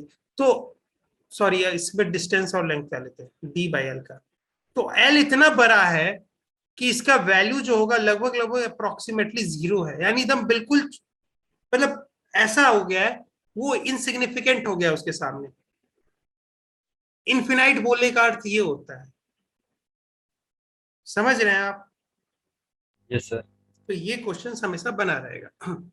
अब चलिए अगर हम दूसरे में देखते, देखो आंसर आ गया डी। क्यों भाई? तो देखो सिग्मा बाय एप्सिलॉन नॉट आया था ना, सिग्मा बाय एप्सिलॉन नॉट आया था, और आ गया देखो डी, क्योंकि देखो ए पे तो 0, सी पे 0, ए और सी पे 0। अब यहाँ पे देखो 0 वाले, जब ये दो केसेस तो सिंपल थे भैया, तो ये तो होगा नहीं।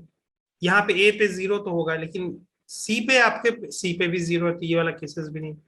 दूसरा ए पे 0, हाँ सही है। ई भी सिग्मा बाय 2 एप्सिलॉन नॉट नहीं होगा सर, यहाँ सिर्फ एप्सिलॉन नॉट होगा, ये वाला नहीं होगा। तो डी आया और अपना रिवेंज लेके गया इस बार। या बहुत तुम लोग अत्याचार कर रहे थे ऑप्शंस के साथ। अब हम आगे करे क्या, आगे पढ़े क्या, कि आप लोग को रेस्ट चाहिए अभी? अरे बता दो, सही सही बता दो, और कोई दिक्कत नहीं है यार, टीचर वैचर मत समझो इतना मुझे, चिल मार के पढ़ा करो। पढ़ाई की कितना हो गया टाइम? चलो कोई बात नहीं, अभी तो अभी 50 हुआ है यार, अभी 5-10 मिनट, 5 मिनट और 10 मिनट, ठीक है। अब जो नेक्स्ट क्वेश्चन अब आ रहा है हमारे पास, अभी आपके पास क्या पढ़ा आपने?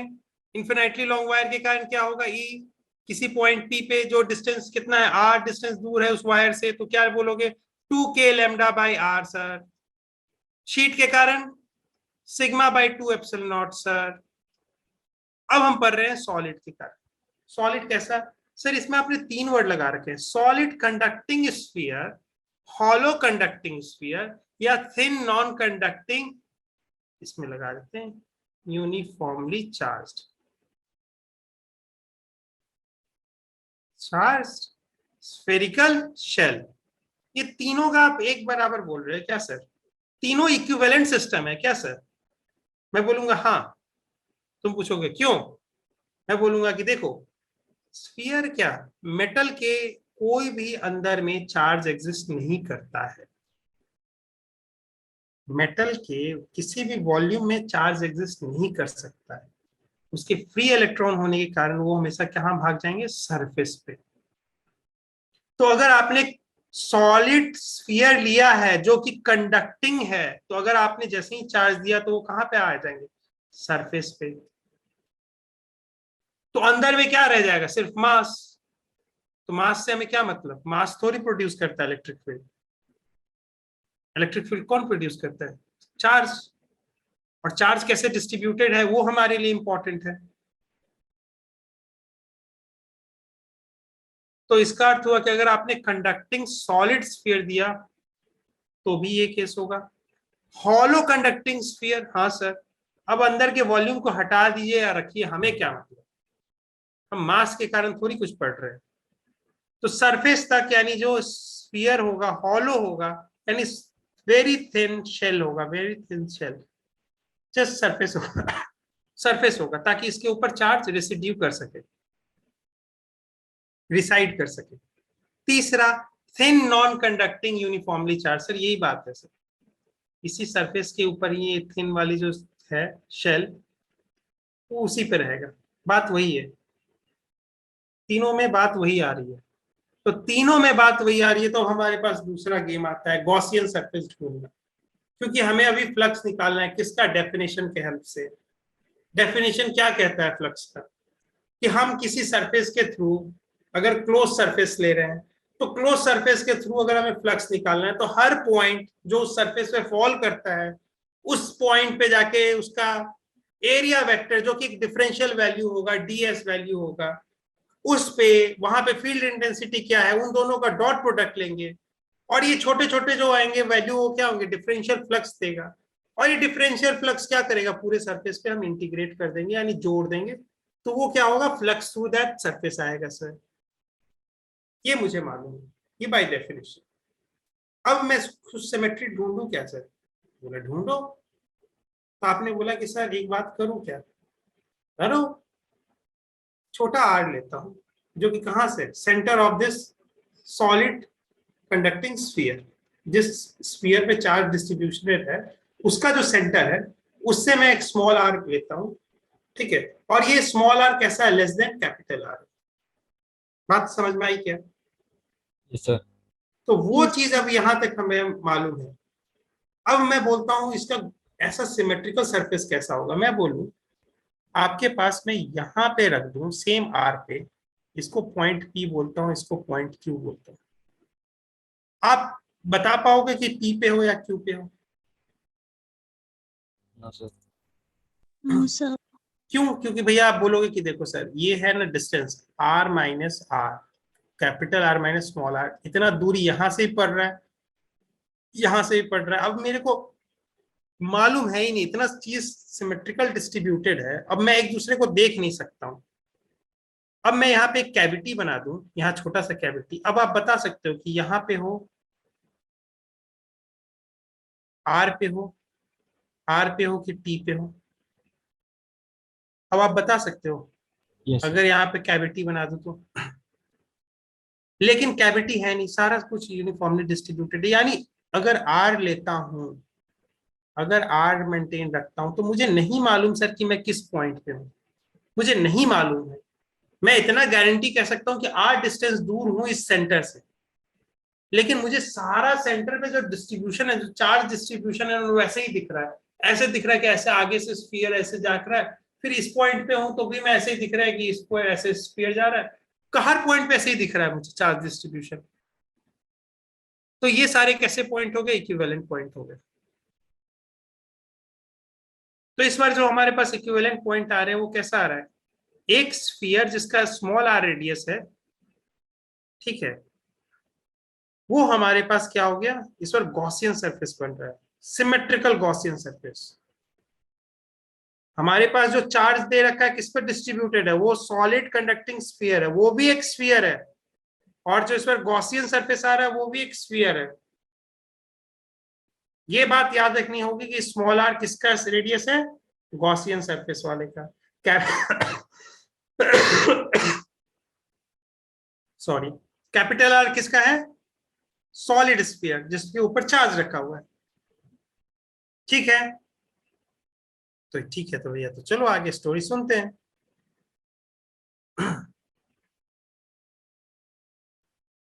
तो स्टोरी में कहता है कि सर द गॉसियन सरफेस ढूंढने चले थे, सिमेट्री देखे रहे थे, तो स्फीयर आया। तो ये स्फीयर है जो कि रेडियस आर का है, ये कैसा है, इसका ये गॉसियन सरफेस की तरह काम कर रहा है। ऑफ कोर्स एक क्लोज सरफेस है तो गॉसियन सरफेस बनेगा ही बनेगा, और सिमेट्री भी है इसके कारण इसमें आ रखी है। तो अगर मैं बोलूं हर पॉइंट पे ई क्या होगा, मैग्नीट्यूड वाइज कांस्टेंट होगा, डायरेक्शन अभी नहीं मालूम सर, अभी नहीं मालूम सर डायरेक्शन। लेकिन इस पर चलो सर एक बार एक और चीज मानता हूं। पहली बात सर, इसको मैं इस वे से ही नहीं कंक्लूड करूंगा, ठीक है, मैं आपको आगे याद दिलाता हूँ। ठीक है, आगे याद दिलाता हूँ। यहाँ पे ई सबका सेम होगा, ये बात मुझे मालूम है सर। एक सिमेट्री का इस बार मैं ऐसा खेलता हूँ कि आर आर का डिपेंडेंट है ना, सिर्फ आर वेक्टर के डिपेंडेंट है ना। तो मैं इस बार ऐसे बोलता हूँ कि ये जो यहाँ पे जो फील्ड होगी वो रेडियली आउटवर्ड ही होगी। ये मैं मान रहा हूँ, मैं मान रहा हूँ, ठीक है, ये मैं मान रहा हूँ। क्यों मान रहा हूं? या रेडियली इनवर्ड होगी, कुछ भी होगी, ये चीज देखना अभी आएगा। ठीक है, रेडियली आउटवर्ड होगी सर, ये मानता हूँ। तो अगर मैं ये रेडियली आउटवर्ड में मान रहा हूं तो देखो, डीए वेक्टर, ये स्फीयर का डीए वेक्टर क्या होगा? Area vector. ये भी रेडियली आउटवर्ड होता है। हर पॉइंट पे, किसी भी स्फीयर के किसी भी पॉइंट पे जाते हैं तो वहां पे जो डिफरेंशियल एरिया वेक्टर जो आएगा, उसका जो डायरेक्शन होता है वो रेडियस या उसके सेंटर से ज्वाइन करते हुए रेडियस जो बनता है, उसके रेडियली आउटवर्ड होता है। आउटवर्ड नॉर्मल को ही हम कंसीडर करते हैं जब क्लोज सरफेस का केस आता है तो। ठीक है, तो यहाँ पे ई भी उसी डायरेक्शन में, ए भी उसी डायरेक्शन में, ये अभी मान रहे हैं ई का डायरेक्शन वो मान रहे हैं। देखते हैं आगे गलत आएगा कि सही आएगा, चीजें अपने आप आ जाएगी। ठीक है सर, अब बताओ इस गॉसियन सरफेस है, जो ये गॉसियन सरफेस है, इसके अंदर चार्ज कितना है? जीरो। जीरो, क्योंकि सारा तो सरफेस चार्जेस कहाँ भाग गया? सरफेस। सरफेस पे। अब उस वॉल्यूम में जो भी लेते हैं तो है ही नहीं चार्ज, ये तो जीरो आ रहा है सर। तो यानी गॉस लॉ कह रहा है कि पूरे इससे फ्लक्स होगा, जो टोटल फ्लक्स होगा इस स्फीयर से, जो कि एक क्लोज सरफेस है, उससे जीरो आएगा सर। ये गॉस लॉ बता दो। इससे हम जो लेके आए हैं वो क्या लेके आए हैं? E dot ds integration sir over surface. E constant होगा मैग्नीट्यूड वाइज, इस बार माना है रेडियली आउटवर्ड, इसका भी direction radially outward. Theta zero cos zero one, यानी ई ds का इंटीग्रेशन। देखो वेक्टर से हट के अब क्या बन गया? स्केलर फॉर्मेट में, सिर्फ मैग्नीट्यूड मैग्नीट्यूड रह गया। अब ई बाहर आ जाएगा सर। इसका छोटे छोटे एलिमेंट का, इसे स्फीयर के छोटे छोटे एलिमेंट अगर हर पॉइंट पे जाते हैं, उसका एरिया वेक्टर लेते हैं, उसका मैग्नीट्यूड लेते हैं और उसको जोड़ते हैं, इंटीग्रेट करते हैं पूरे सरफेस पे, तो वो क्या बनता है? Curve surface of the sphere या total surface of the sphere. क्या होता है total surface of the sphere? बताओ, भूल गए? बताओ, मैथ्स 2 दिन क्या तुम्हें छोड़ा? ये वाला फॉर्मूला तुमने 9th क्लास में कितनी बार बनाया होगा, क्वेश्चन ज्योमेट्री के। 4πr²। हाँ, और कैसा आर रहेगा? स्मॉल आर की कैपिटल आर? Sir small. ठीक है, क्योंकि ये गॉसियन सरफेस के लिए कैलकुलेट कर रहे हैं ना, ई डॉट ds वाला सारा कुछ तो स्मॉल आर। ठीक है, ई इधर से क्या बोल रहा है? ये तो फ्लक्स हो गया थ्रू दिस स्फीयर। ये गॉस वाले सर क्या बोल रहे हैं? ये जीरो है, यानी ये जीरो है, यानी E zero divided by 4πr² is equal to zero, यानी E is equal to zero. यानी ई जीरो मित्रों, इसका अर्थ होता है कि जिस वेक्टर का अगर मैग्नीट्यूड जीरो होगा, उसका डायरेक्शन डिफाइन नहीं होता है। जीरो वेक्टर का कोई डायरेक्शन नहीं होता है। तो इसी के लिए यहाँ पे डायरेक्शन ये लो व वो लो, सारे ट्रू होंगे। तो इसका अर्थ है कि यहाँ पे ई का वैल्यू जीरो होगा, समझे? और ई का वैल्यू जीरो होना मुझे पहले ही से पता था सर। मैंने आपको पहले ही, आपने बोला था कंडक्टर के अंदर एक शील्डिंग इफेक्ट होती है। शील्डिंग इफेक्ट कहती क्या है कि अगर कैसा भी हो, कंडक्टर अपने अंदर फील्ड क्रिएट नहीं होने देता है। अगर इसको फील्ड में, किसी फील्ड एक्सटर्नल फील्ड में रखे तो अपने ऊपर चार्ज ऐसे इंट्रोड्यूस करता है कि ये इस फील्ड को कैंसल आउट करवा के, और इसके अंदर पे जो नेट फील्ड बनती है वो कैसे बनती है? जीरो होती है। उसी को तो कहते हैं इलेक्ट्रोस्टैटिक शील्डिंग।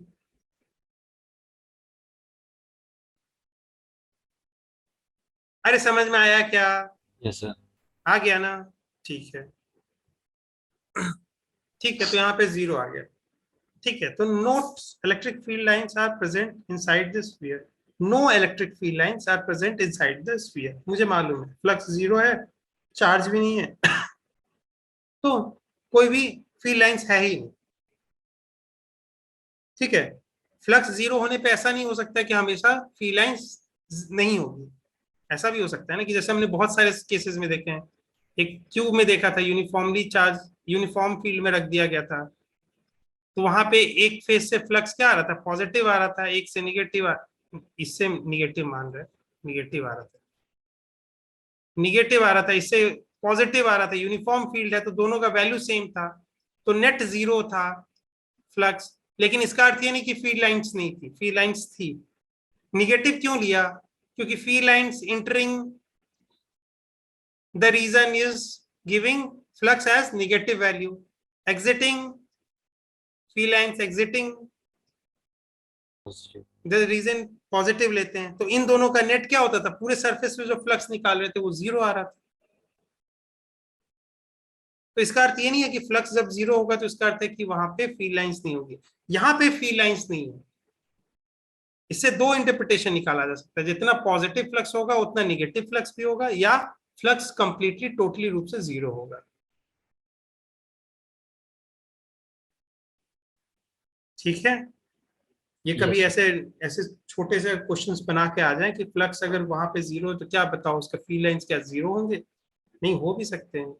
नेट फ्लक्स अब देखना पड़ेगा, माइनस प्लस का खेल बन जाता है। ठीक है, अब बताओ R greater than this one.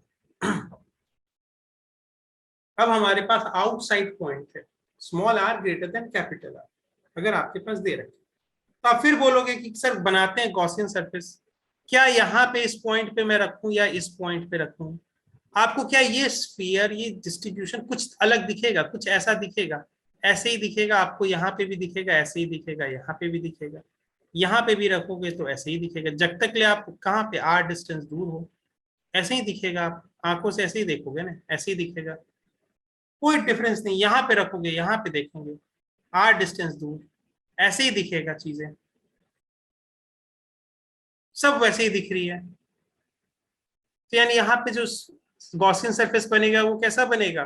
एक स्फीयर जिसका रेडियस क्या होगा, स्मॉल आर, और उसका सेंटर क्या होगा, उसी के सेंटर जो सॉलिड वाले उसी के साथ कोइंसाइड करेगा सर, और हम बना देते हैं। लो जादू, देखो मैं ऐसे जादू करूंगा, देखो आ जाएगा, देखा आ गया ना, मेरे को जादू आता है।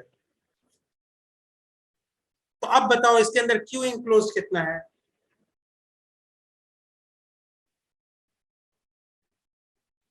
बताओ, अगर टोटल चार्ज स्फीयर पे दे रखा है क्यू, तो क्यू इनक्लोज कितना होगा यहाँ पे? अरे मेरा नेट चला गया क्या? सिग्मा इंटू ए। कितना? सिग्मा इंटू ए। हाँ, सिग्मा इंटू ए होगा बालक, लेकिन ये बात देखो, टोटल चार्ज क्यू है तो पूरा तो अंदर आ गया ना सरफेस के अंदर, पूरा स्फीयर, ये बड़ा वाला स्फीयर ने इनगल्फ कर लिया इस छोटे वाले स्फीयर को, तो पूरा चार्ज अंदर वाला जितना भी उस सॉलिड पे है तो पूरा अंदर आ गया। तो इसको ये भी बोल सकते हैं क्यू इनक्लोज में, क्यू भी बोल सकते हैं, या सिग्मा ए भी बोल सकते हैं, ठीक बात है, लेकिन बताओ ए क्या रखेंगे?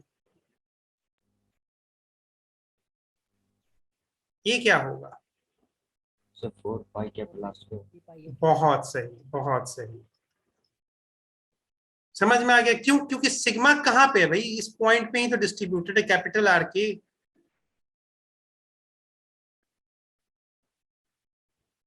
तो सिग्मा टाइम्स एरिया, किसका एरिया लेंगे? जिस एरिया पे डिस्ट्रीब्यूटेड है वही एरिया ना। लेमडा टाइम्स एल, किस लेंथ पे लेंगे? जिस लेंथ पे डिस्ट्रीब्यूटेड है वही लेंथ लेंगे ना। रोहो वी, कौन सा वी लेंगे? जिस वॉल्यूम में डिस्ट्रीब्यूटेड है उसी उसी के टाइम से रोहो लेंगे ना। तो दोनों चीज लिख सकते हैं। चलो देखो कैसे दोनों का इस्तेमाल करेंगे, दोनों चीज मजेदार आएगी इस बार। चलो ये आ गया, यहाँ पे सबको वही काम किया सर, डी एरिया देखो सर, रेडियली आउटवर्ड, ई भी इस बार मानते बाहर। इस बार मानने के पीछे कारण क्या है? अंदर में तो इस बार नहीं बोल पा रहे थे, बाहर में इस बार कारण है, देखो सेम। इसको देखो मिरर इमेज बनवा देगा, ये पूरा प्लेन जो है, एक प्लेन ऐसा टाइप का प्लेन जो बनेगा, ये पूरा प्लेन क्या कर देगा, इस स्फीयर को दो भाग में बांटेगा, इसका ऊपर वाला का मिरर एलिमेंट नीचे वाला बनेगा, इसका इसका बनेगा, जहां पे भी इस रहेगा सबका अपना मिरर एलिमेंट बनवाते जाएगा। तो ये क्या करेगा, जितना इधर प्रोड्यूस करेगा उतना इधर प्रोड्यूस करके सिर्फ क्या करेगा, सिर्फ रेडियली डायरेक्शन में ही रहने देगा। समझ में आया ये बात? तो रेडियली हमेशा आउटवर्ड होगा, डायरेक्शन डीए का भी वही होगा। तो क्लोज सरफेस अगर लगा देते हैं, बाय डेफिनेशन लगाते हैं, तो ये देखो आएगा ई डॉट 4 पाई r²। ठीक है, वही बात है, डॉट प्रोडक्ट है, दोनों के बीच में एंगल 0, ये आ गया, ये बाहर आ गया डीए का 4 पाई r²। यहाँ पे स्मॉल आर होगा, क्यों? क्योंकि हम जो ले रहे हैं सरफेस कैलकुलेट कर रहे हैं इसका, बड़े वाला ये स्मॉल आर का। स्मॉल आर इस बार कितना हो गया, कैपिटल आर से बड़ा हो गया, तो ही वो बाहर आ गया। अब ये जो फ्लक्स आया, ये बाय डेफिनेशन आया। गॉस साहब क्या कहते हैं? गॉस साहब का क्या कहते हैं? गॉस साहब कहते हैं कि भैया क्यू इनक्लोज ले आओ और एप्सिलॉन नॉट कर लो। तो क्यू इनक्लोज ये हो गया, एप्सिलॉन नॉट ये कर दिए। ठीक है, इन दोनों को इक्वेट कर देते हैं, कर दो इक्वेट। तो हमारे पास आया ये वाला वैल्यू, इन दोनों को इक्वेट किया, देखो 4 पाई से 4 पाई कैंसिल, r² है, ये स्मॉल है तो कोई कैंसिल नहीं हो रहा, तो E is equal to sigma times r² divided by epsilon naught r², जो कि यही आ गया। अब मैं बोलता हूं एक जादू देखो। बोलोगे क्या जादू सर? मैं बोलूँ यहाँ पे काटो मत, हिंसा नहीं करो, गांधीवादी बनो यहाँ पे। ये देखो 4 पाई r² इंटू सिग्मा, ये क्या हो रहा है, क्यों बन रहा है कि नहीं? ये जितना टोटल चार्ज है वो क्यों बन रहा है कि नहीं? Yes sir. क्यों बन गया? यहाँ पे नीचे ले आए 4 पाई εr² इज इक्वल टू ए को क्या कहते हैं, 1/4 पाई εr को क्या कहते हैं? प्रोपोर्शनैलिटी का constant for the Coulomb's law. यही तो हम लिखते हैं कि ऐसे लिखते हैं, कोई बात नहीं। के क्यू बाई r², ये किसका फील्ड का वैल्यू होता है, किस फील्ड किसके लिए होता है? के क्यू बाई r² किसके लिए हम फील्ड के लिए निकालते हैं, ये फॉर्मूला यूज करते हैं? याद करो, पॉइंट चार्ज ही पॉइंट चार्ज के लिए। एक पॉइंट चार्ज अगर r, किसी अगर पॉइंट चार्ज से r डिस्टेंस दूर जाते हैं और वहां पे हम जो इलेक्ट्रिक फील्ड इंटेंसिटी का मैग्नीट्यूड पूछते हैं, तो बोलते हैं के क्यू बाई r²। यानी बाहर, यानी r अगर ग्रेटर देन r है, यानी बाहर वाले पॉइंट है, तो इसके किसी भी पॉइंट पे अगर मैं जाता हूं, तो ये सिस्टम एक्चुअली बिहेव कैसे कर रहा है? पूरा चार्ज इनक्लोज होके कहाँ पे आ गया, सेंटर पे आ गया।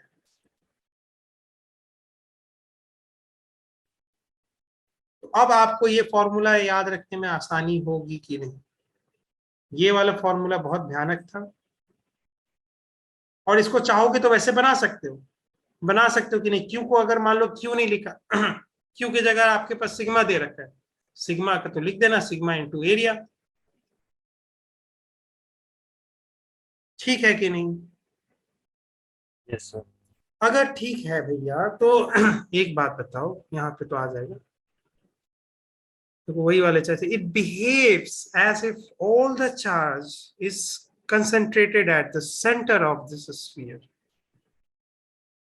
It behaves. So when it behaves, we call these two system as equivalent system. यही होता है ना भैया, रेसिस्टेंस में जब आप निकालते हो तो आप क्या कहते हो? अगर R1 R2 इन सीरीज, तो आप बोलते हो R इक्विवेलेंट क्या होता है, तो बोलोगे R1 प्लस R2। यही बोलते हैं ना। इसका अर्थ क्या होता है? एक इक्विवेलेंट ऐसा एक सिंगल ऐसा रेसिस्टेंस लगा दो जिसका रेसिस्टिविटी कितना हो, सॉरी रेसिस्टेंस कितना हो, R1 प्लस R2 के बराबर हो, वो उसके लिए इक्विवेलेंट की तरह बिहेव कर रहा है। यानी ये दो सिस्टम के साथ जो काम करोगे, दो रेजिस्टर के साथ काम करोगे, वो एक रेजिस्टर के साथ काम करो जिसका बस रेजिस्टेंस क्या होना चाहिए, R1 प्लस R2 होना चाहिए। तो ये कैसे कहते हैं इक्विवेलेंट सिस्टम? सेम चीज यही काम कह रहा है कि ये चीज आप कंसिडर करो या एक पॉइंट चार्ज की तरह कंसिडर करो, दोनों एक जैसे बिहेव कर रहे हैं, they are equivalent. But for what? R must be greater than capital. ये नहीं कह देना कि यहाँ पे मैंने इसको इक्विवेलेंट मान लिया है कि पॉइंट चार्ज है और यहाँ पे निकाल रहा हूँ, नहीं, यहाँ पे नहीं बिहेव करेगा। हमने कंडीशन ही दिया हुआ है R greater than capital, small r greater than capital R। अब इसका अर्थ है कि हमारे पास दो रीजन में आंसर आए, लेस देन और ग्रेटर देन। ठीक है सर, बताइए सर इसके आगे फिर कैसे करेंगे, इसका ग्राफ कैसे होगा, बताओ। पहला case R less, small R less than capital R, तो कैसा आया था, जीरो आया था ना, हर पॉइंट अंदर में जीरो। तो ग्राफ में इसमें कैसा होगा, इसमें होगा देखो ये वाला graph, E is equal to zero. E को अब देखो ऐसे समझो, ई को वाई मानो और आर को एक्स, बाकी सब तो कांस्टेंट है यार। आपने एक बार क्यू को चार्ज दे दिया, क्यू पे ऊपर पूरा चार्ज दे दिया, और आप क्या कर रहे हो, आप कर रहे हो कि इसके अलग अलग रेडियस, ये सॉरी अलग अलग आर की वैल्यू पे जा रहे हो, एक लाइन बना दी, और उस लाइन के अलग अलग वैल्यू पे पॉइंट पे जा रहे हो, और आर उसके कारण चेंज हो रहा है, और वहां पे आप ई निकाल रहे हो। यानी ई और आर, मतलब ई को निकाल रहे हो कैसे, आर को वेरी करते हुए। तो ई आपका क्या हो गया, डिपेंडेंट वेरिएबल, और आर कैसा हो गया, इंडिपेंडेंट वेरिएबल। और ई आर के बीच में रिलेशन कैसा दिया हुआ है, E is equal to zero, कब, जब R, small R less than capital R है। तो ये आया। अब ग्रेटर देन हुआ तो पॉइंट चार्ज की तरह बिहेव कर रहा है। तो पॉइंट चार्ज वाला कैसा है, वन बाय आर, ये स्मॉल आर होगा, ये स्मॉल आर होगा यहाँ पे। तो वन बाई आर स्क्वायर का ग्राफ कैसा होता है, वन बाई एक्स का आप जानते हो, इसका ग्राफ ऐसा होता है कि नहीं, वन बाई एक्स का, वन बाई एक्स स्क्वायर का बस एक ही डिफरेंस। क्यों सर, देखो वन बाई आर स्क्वायर, कभी भी आर के निगेटिव वैल्यू के लिए भी ये पूरा वॉल्यूम निगेटिव दे ही नहीं सकता है, क्योंकि आर अगर आप निगेटिव रखते हो -2 तो उसका होल स्क्वायर हो जाएगा, और ई जो आएगा आपके पास एक प्रकार से पॉजिटिव आएगा। तो इसमें सिर्फ यही डिफरेंस आता है, बिल्कुल मतलब लगभग लगभग ऐसे ही दिखता है, क्योंकि आर जैसे जैसे आप अप्रोच करोगे, अगर आर वन बाई आर में देखो या वन बाई आर स्क्वायर, अगर आर इन्फिनाइट यानी आप बहुत दूर चले गए हो तो ई हमेशा जीरो होगा। सेम केस अभी वन बाई आर वाला केस कौन सा देखा है, 2k लैम्डा बाई आर, यही देखा है ना वायर के लिए, यहाँ वन बाई आर था, यहाँ वन बाई आर स्क्वायर हो रहा है। तो लगभग लगभग बिल्कुल सेम जैसा दिखता है, ठीक है। तो ये इसका ग्राफ होगा, ये एक डिसकंटिन्यूअस ग्राफ है, ठीक है, ये बात समझ में आ गई। Yes sir. अब आ गई तो एक ये क्वेश्चन करके हम लोग खत्म करते हैं। चलो अब ज्यादा देर नहीं रहते, बच्चे भी परेशान हो गए हैं सब।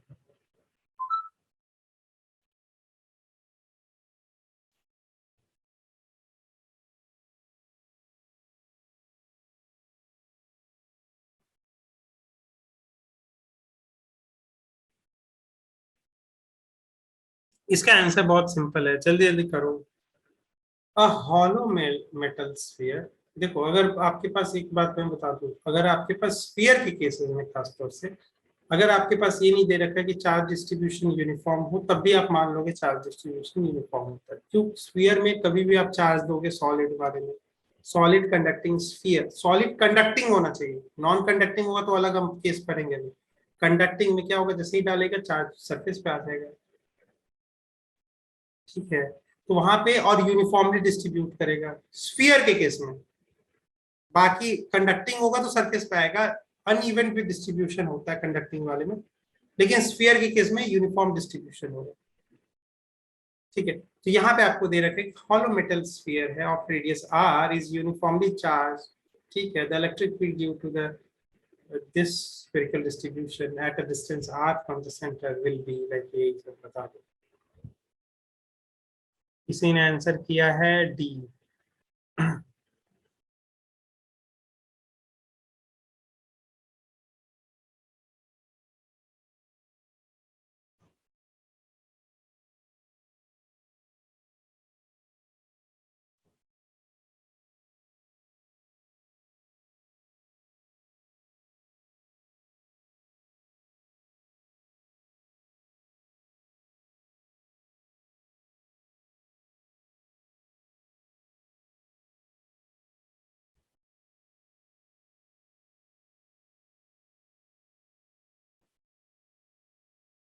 थोड़ा पढ़ने में दिक्कत हो रहा है क्या? देखो डी तो आंसर है, ये तो बिल्कुल सही है।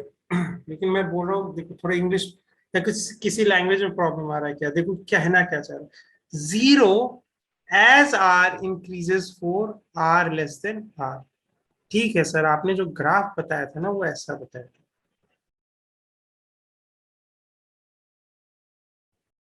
ये रहा आर, और यहाँ पे ओपन, यहाँ पे क्लोज्ड, ऐसा जाता है।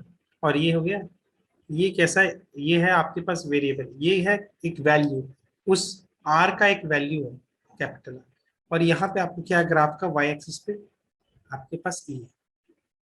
तो ऐसे है सर आपके पास ग्राफ। तो बोल रहा है 0 as R increases for R less than R, small R less than R. तो हाँ भाई 0 है एज आर, ये एज आर इज इंक्रीजिंग, अच्छा ये आर को हम इंक्रीज करते जा रहे हैं, लेकिन कहां तक इंक्रीज कर रहे हैं, लेस देन कैपिटल आर, तो 0 दे रहा है। Increases as R increases for R capital, small R greater than capital R. इसका अर्थ ये हो गया कि इंक्रीजेस, क्या ये इंक्रीज हो रहा है as R is increasing, as हम आर को बढ़ाते जा रहे हैं, for R small R greater than capital R, यानी इस रीजन में ऐसा हो रहा है क्या, इंक्रीज हो रहा है क्या? ये नहीं हो रहा है, तो ये गलत। डिक्रीजेज एज आर इंक्रीजेज, नहीं, यहाँ 0 है, डिक्रीज या इंक्रीज है ही नहीं, कांस्टेंट बना हुआ है और वो भी 0, और ये होगा ही नहीं क्योंकि ये इंक्रीजेज एज आर नहीं होगा ही नहीं। तो आंसर डी है। समझ में आया? कोई डाउट यहां तक? और मैं आपको बहुत अप्रिशिएट करता हूं कि आप लोगों ने बहुत अच्छे से, मतलब ये मैथ्स वाले बच्चे भी इतने फास्टली नहीं कैच कर रहे जितने आप लोग कर रहे हो। तो बहुत अच्छी बात है, आप लोग का प्रिपरेशन अच्छा चल रहा है, अच्छी अंडरस्टैंडिंग है फिजिक्स में, और इन चीजों को वैसे ही बनाए रखना है, ठीक है? Yes, इन sir. चीजों को खराब नहीं करना है, और क्वेश्चंस पे प्रैक्टिस करो अब, ठीक है? Yes, sir. तो इसके अलावा हम लोग देखो ये वाला सेम क्वेश्चन की को आ जाएगा, तो ये आंसर डी आज का आ जाएगा। ये देखो नीट 2019 का आपने पेपर भी क्रैक कर लिया। इसके आगे आपको मैं आगे पढ़ाऊंगा, ठीक है? नेक्स्ट स्टेप पढ़ाता हूँ, ठीक है? Yes, sir. चलो अभी आप लोग थोड़ा रेस्ट कर लो बेटा, और क्वेश्चंस प्रीवियस ईयर्स के आप लगाना, और चैप्टर वाइज में अब चलना है, चैप्टर वाइज में अब एक एक चैप्टर्स में कहीं से भी क्वेश्चंस उठाने।